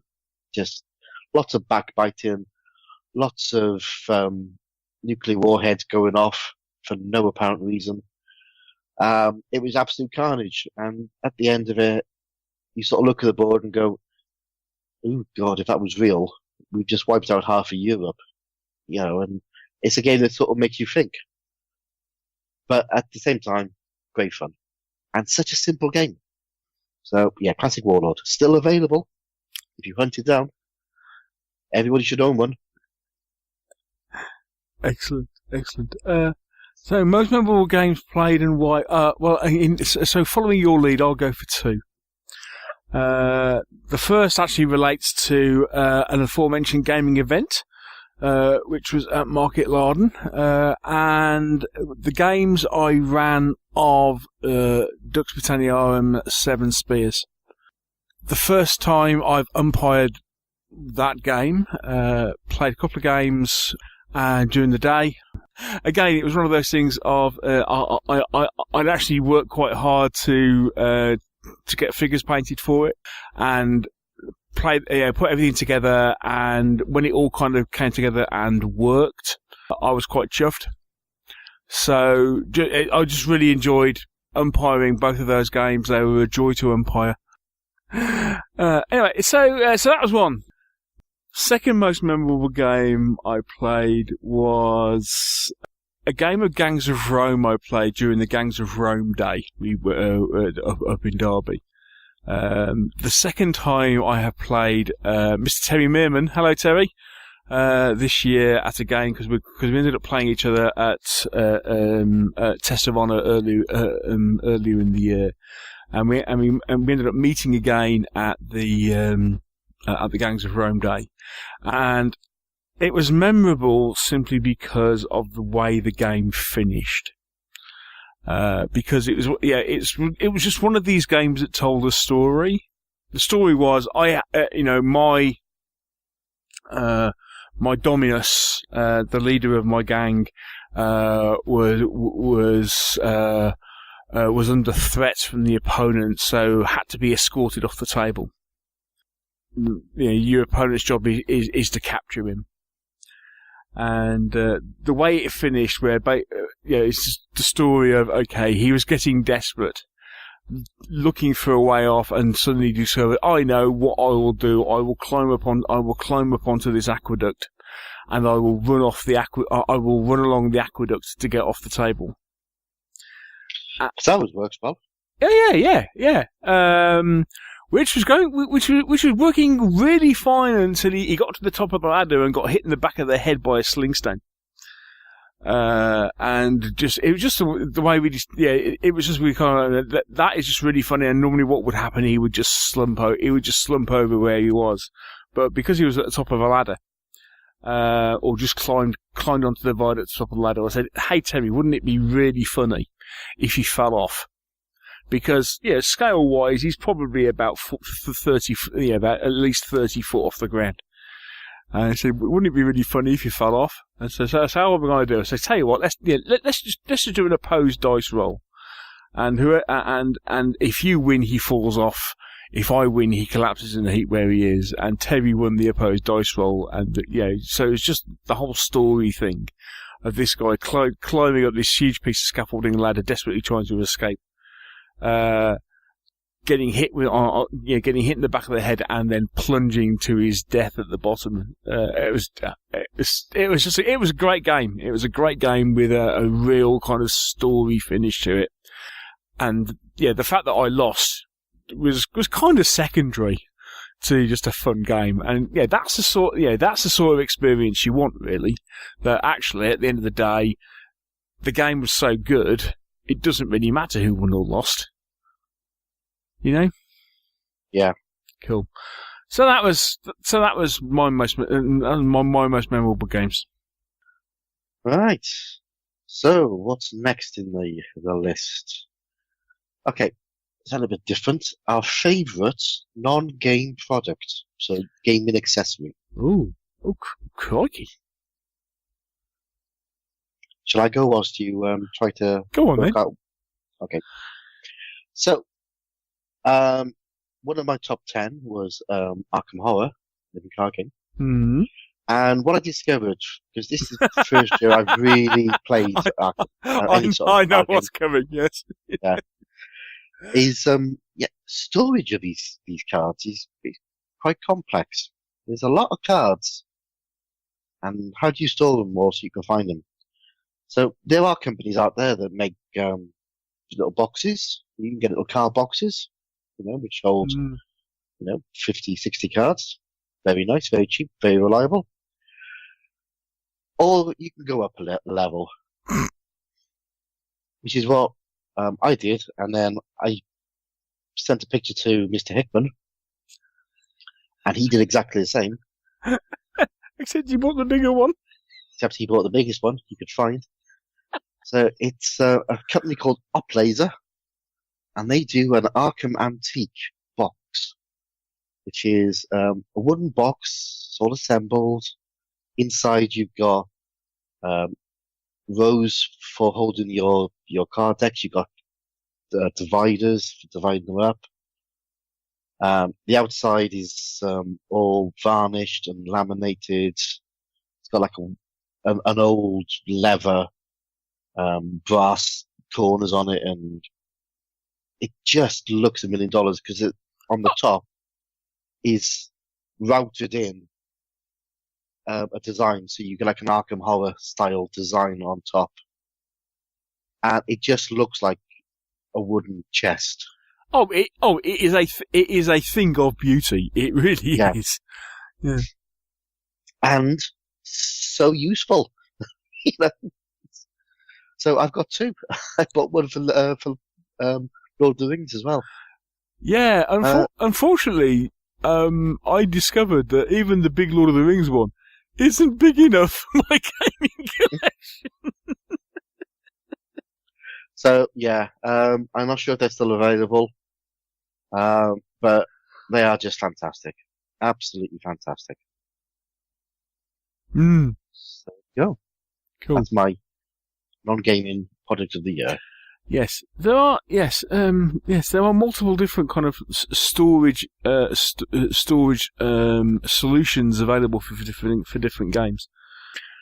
It really is a huge rabbit hole when you start heading in that direction. Okay, my favorite non-gaming product of the year. Okay, mine's actually going to be quite mundane. Is it a brush for painting your fingers? Not quite that mundane, but not far off. Okay.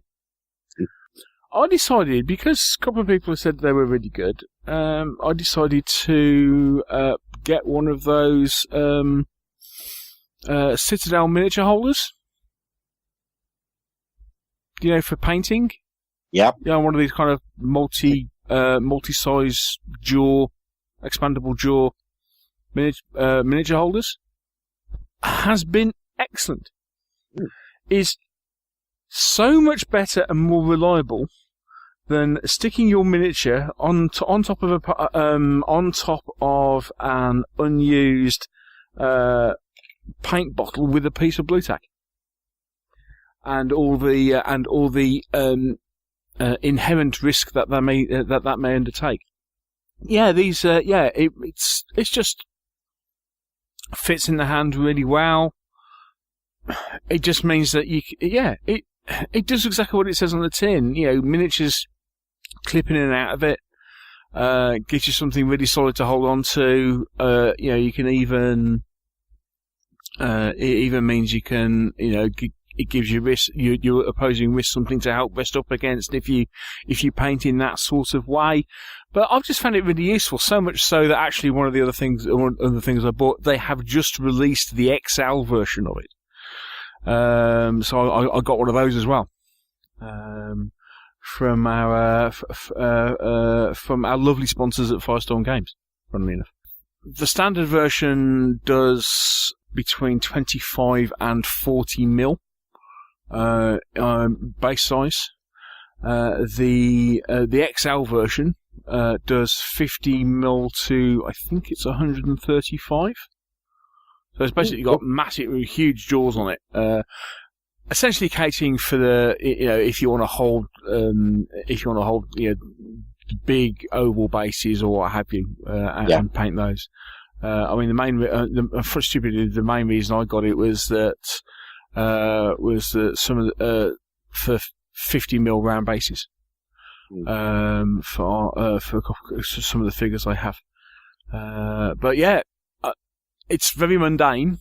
It costs about £6-7, but has been immensely useful. I have found it has made a huge difference, and I no longer have to worry about tilting my miniature in a way that causes it to fight gravity and the tackiness of the blue tack. So there you go. I forget, are they like painting handles or something they call it? I'm not quite sure, but yeah, some of that. Yeah, excellent product. Cool. Yeah, the thing I liked about yours when I saw it was it looked really used. There's sort of paint spattered all over it and everything. It looked kosher. I thought it would be spotless. Ever want to give a backhanded compliment there, Mr. Hobbs? Yeah, thank you for that. I'm sorry. Just there was more paint on the handle than there was on your figures. Anyway, they do look good. I must admit, I'm quite lazy and just hold the figures by the bases. But I think I might get one just for any sort of character figures I do. I think I could see them being useful for that. Yeah, but you see, the problem I've got because of my big fat engineering fingers. If I hold a figure by a base, it's more often than not, I'm likely to drop it. Because, I'm a bit of a klutz when it comes to that sort of thing. Yeah, that's why I tend to put a sort of layer of tissue paper at the bottom of my painting desk, just to catch any figures I drop. Or catch anything I drop, yeah. So, that brings us, I think, Neil, to the big prize for 2018. Which is? Which is the Meeples and Miniatures first annual Outstanding Company of the Year Award. Ooh. Crikey. Yeah. I've not done this before. No. Right. Okay. Do you want to go first? Who has been your Outstanding Company of the Year, mate? Outstanding Company of the Year. Well, it's a couple. Games Workshop almost got it this year. Wow. Because they really knocked the ball out of the park. They have massively upped their game, haven't they? They really have done. Yeah.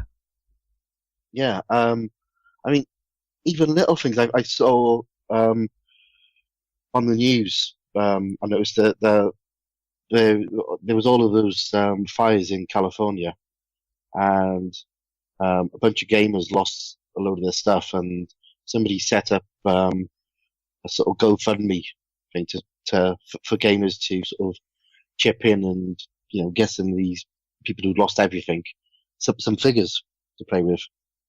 And it's been running for a little while, and Games Workshop just went in and went, "That's no problem, we'll support it," and gave every single person listed on there who's lost stuff a free army. Oh wow!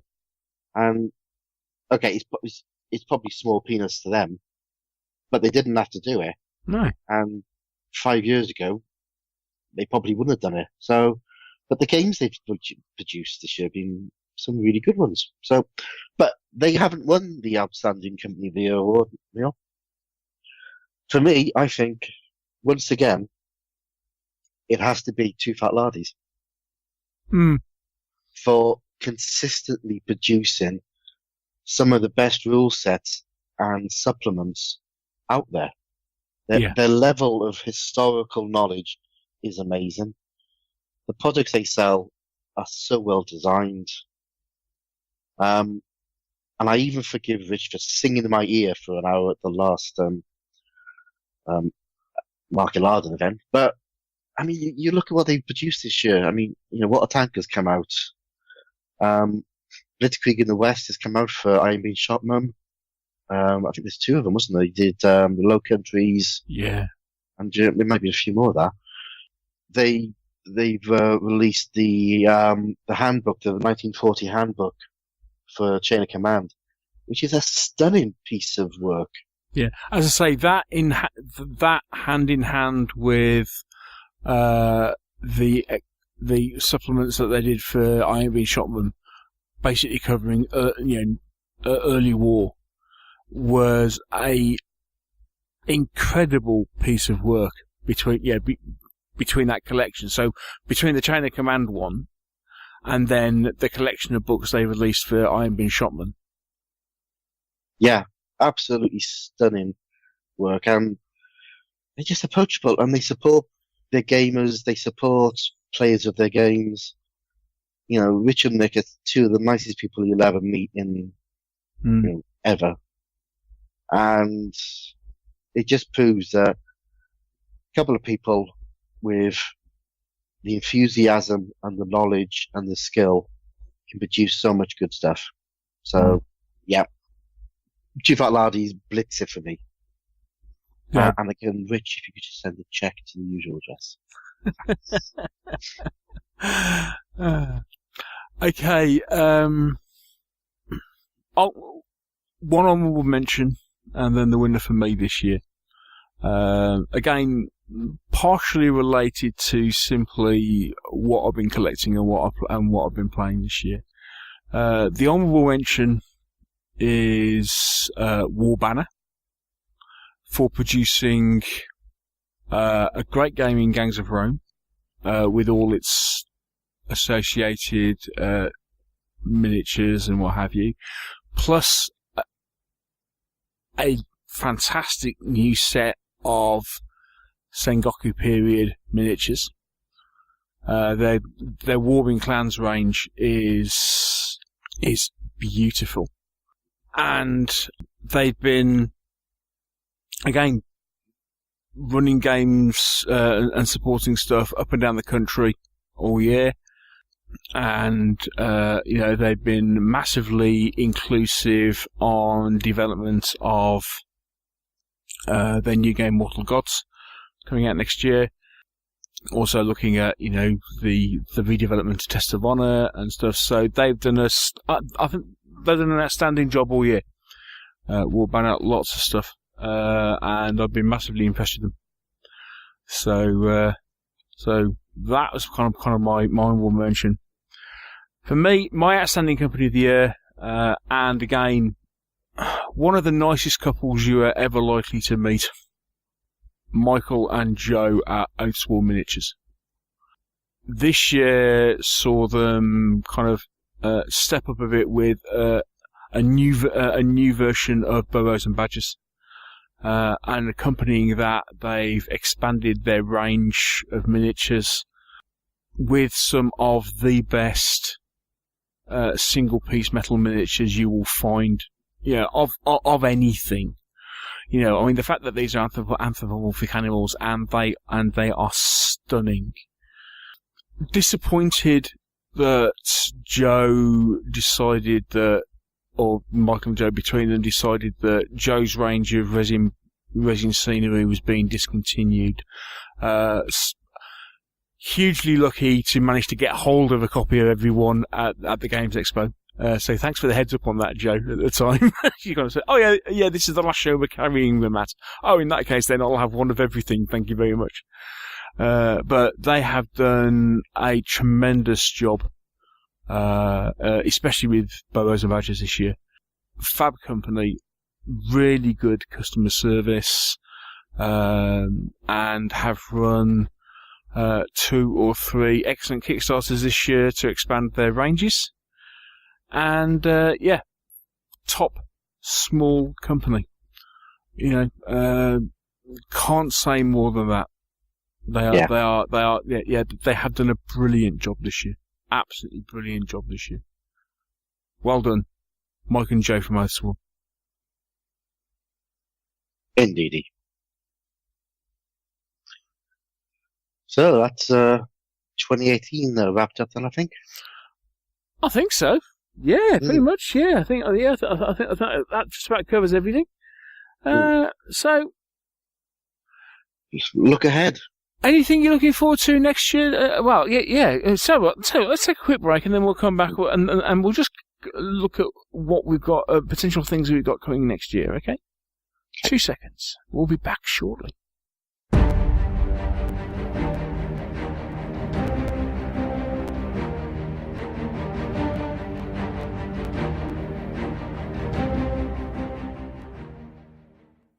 So here we are with our closing comments on our 2018 show, where we look forward into 2019, look towards what we're looking forward to, and then Mike brings up the subject of what resolutions have you got? Yeah, thanks for that, Michael. I haven't got any.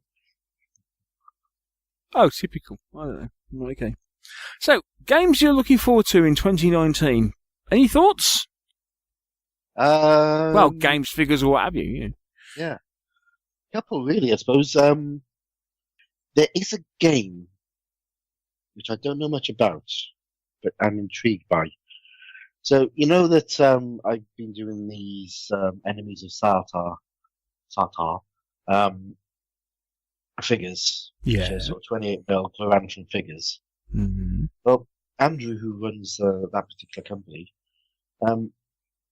mentioned in an offhanded way that there's going to be a Warring Glorantha skirmish game coming out next year. Right. And apparently he's a massive Gloranthan geek. So, yeah, the opportunity to play a small little skirmish game in Glorantha ticks an awful lot of boxes for me. Mm. Luckily, I've bought 2 Kickstarters worth of figures for it. So, shocking indeed, horror. Yeah. Yeah. So that is intriguing. What else? Fabled Realms should be delivered fairly soon. Oh, God, I've forgotten about that. Yeah. Yeah. So yeah, I'm looking forward to getting that on the table. But other than that, no, I'm not really sure. I haven't really sort of looked ahead at what's coming out next year. Obviously, we're going to have Blue McKillforth will be delivered soon. So really looking forward to playing that. So you didn't get Blue McKillforth first time round?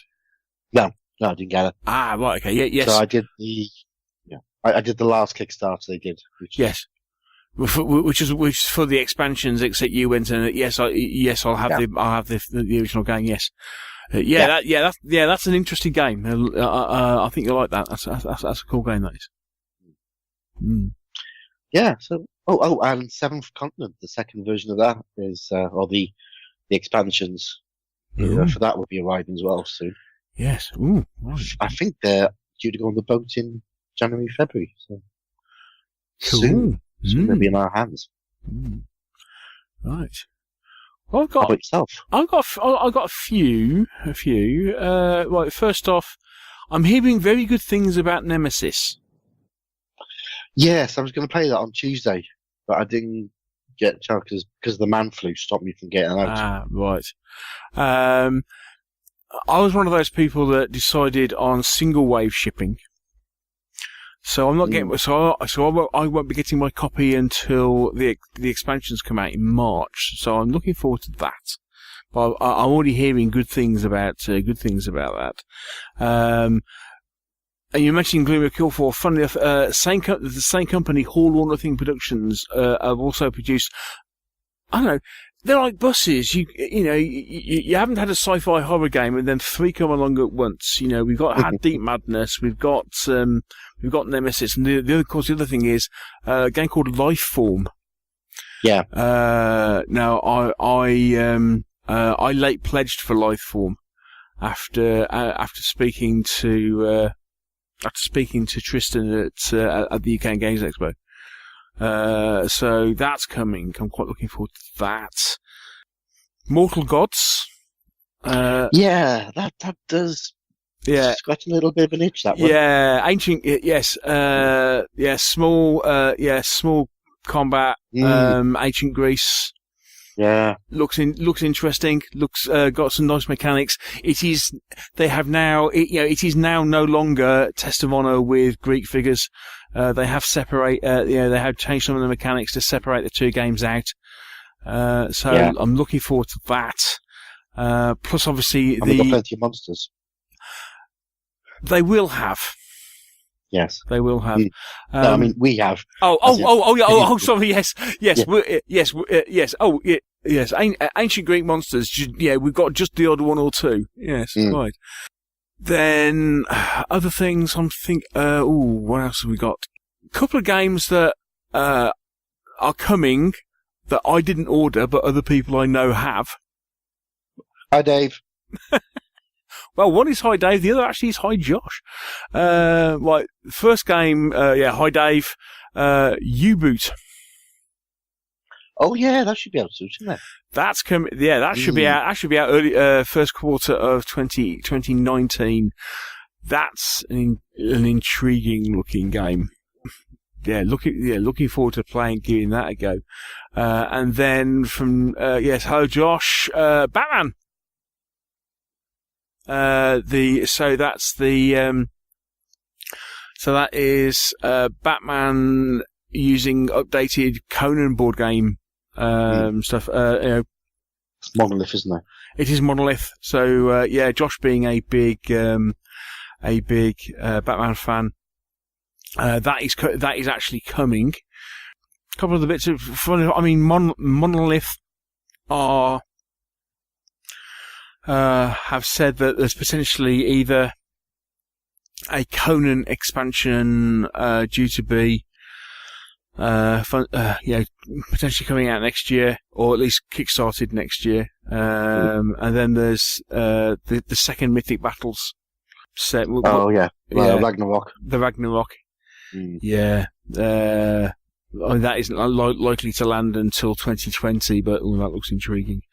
So I think I can't help thinking there's something I've missed.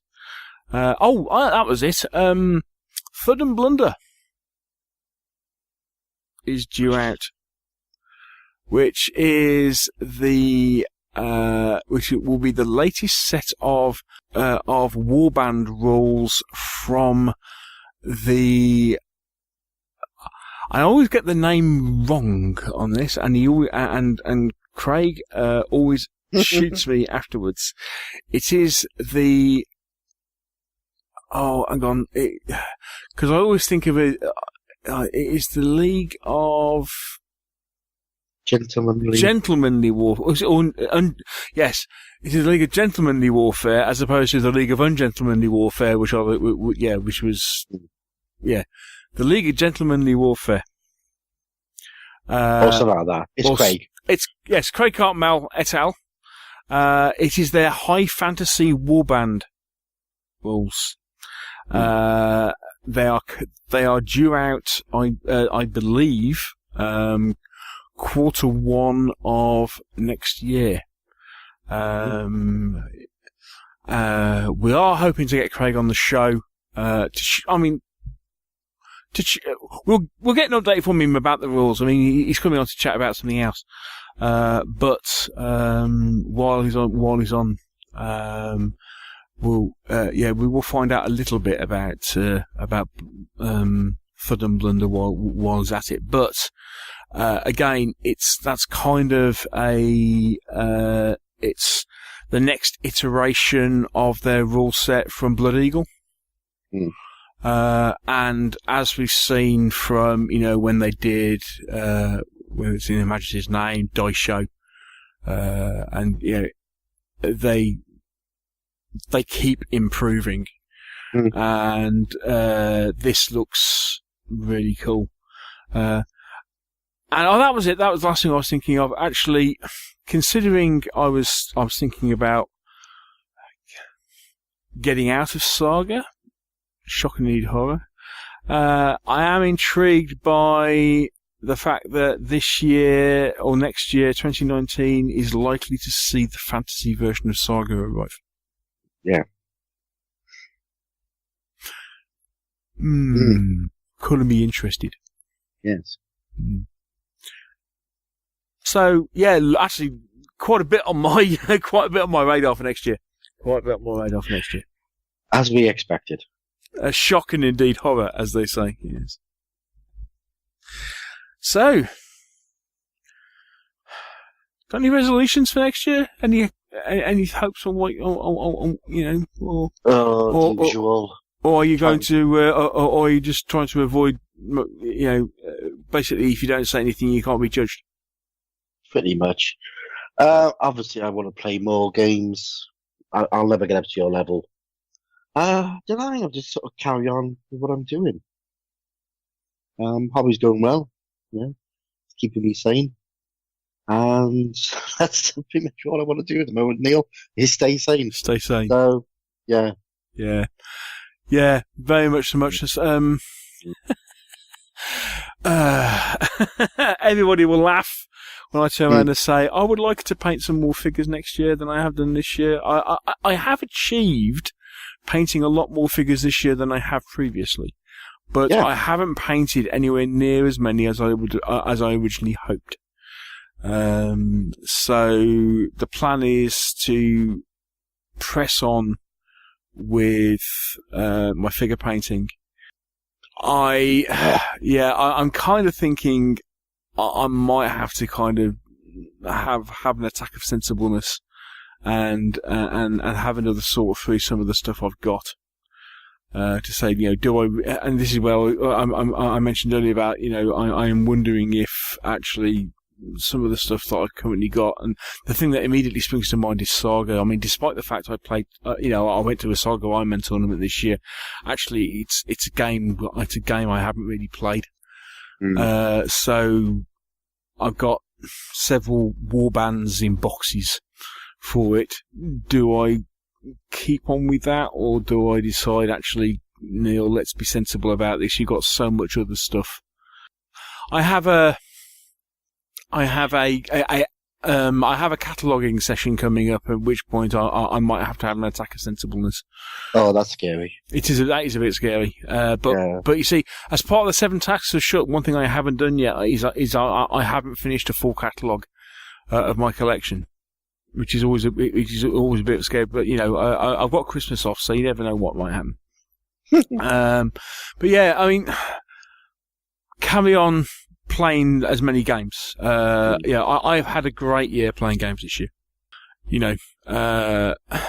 It has been a huge amount of fun. I've really enjoyed getting into doing, into playing lots of different things. So going to gaming events. Yeah. I've done a lot more of that this year than I have in the past. So it wasn't just, Market Laden. It was going to a Test of Honor day, Gangs of Rome day, Saga, an Iron Man tournament for Saga, and what have you. I'd like to do more of that type of thing. I've really enjoyed that. And, just get a bit more painting done. Yeah. But that's it, as you say. And the other thing is stay sane, which is always a bonus. Mm-hmm. So 2018 has been a really good year.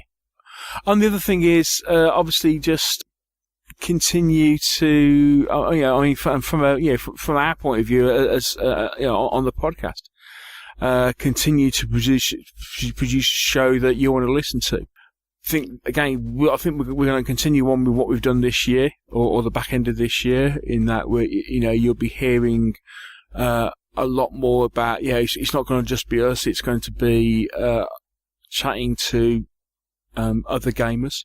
You'll be hearing different voices talking about other games, other events, other things. And we are always open to suggestions of games that we can review, subjects to cover. And be prepared that if you suggest something, we might turn around and say, okay, come on and talk about it. But, we want to be as much, we want to be more about the gaming community. We want to be, we want to talk about playing games, and that means talking with you guys. So we want to do more of that next year. Yeah. So, I suppose it's time to crack out the eggnog. Yeah, wake up the sleeping auntie, fall asleep in the chair. Indeed. Put the carrot out for Rudolph. Mm-hmm. Start playing Zulu. And settle down with a glass of whiskey and some eggnog and some chocolate. Indeed. Thank you. A massive heartfelt thank you to everybody for listening to the show this year. And an extra thank you if you have supported the show on Patreon. Yeah. Massively appreciate it. Thank you to our show sponsors, Two Fat Lardies, Firestorm Games, and also thank you to Geek Nation Tours for their sponsorship this year as well. But yeah, without you guys listening, we wouldn't do this. And you have constantly made it clear that you're enjoying what we're doing. And so it's all your fault that we're continuing. But yeah, a huge thank you to everybody for listening. Yeah. And we just want to wish you all greetings of the season and have a great new year as well. We won't be speaking to you until January now. So have a great Christmas. And all the very best for 2019. And we shall speak to you really soon. Bye.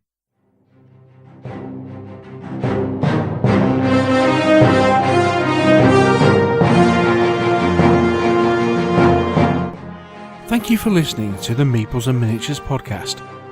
If you've enjoyed the show, why not share it with others by leaving us a review on iTunes? And if you have any comments or questions, you can always email the show.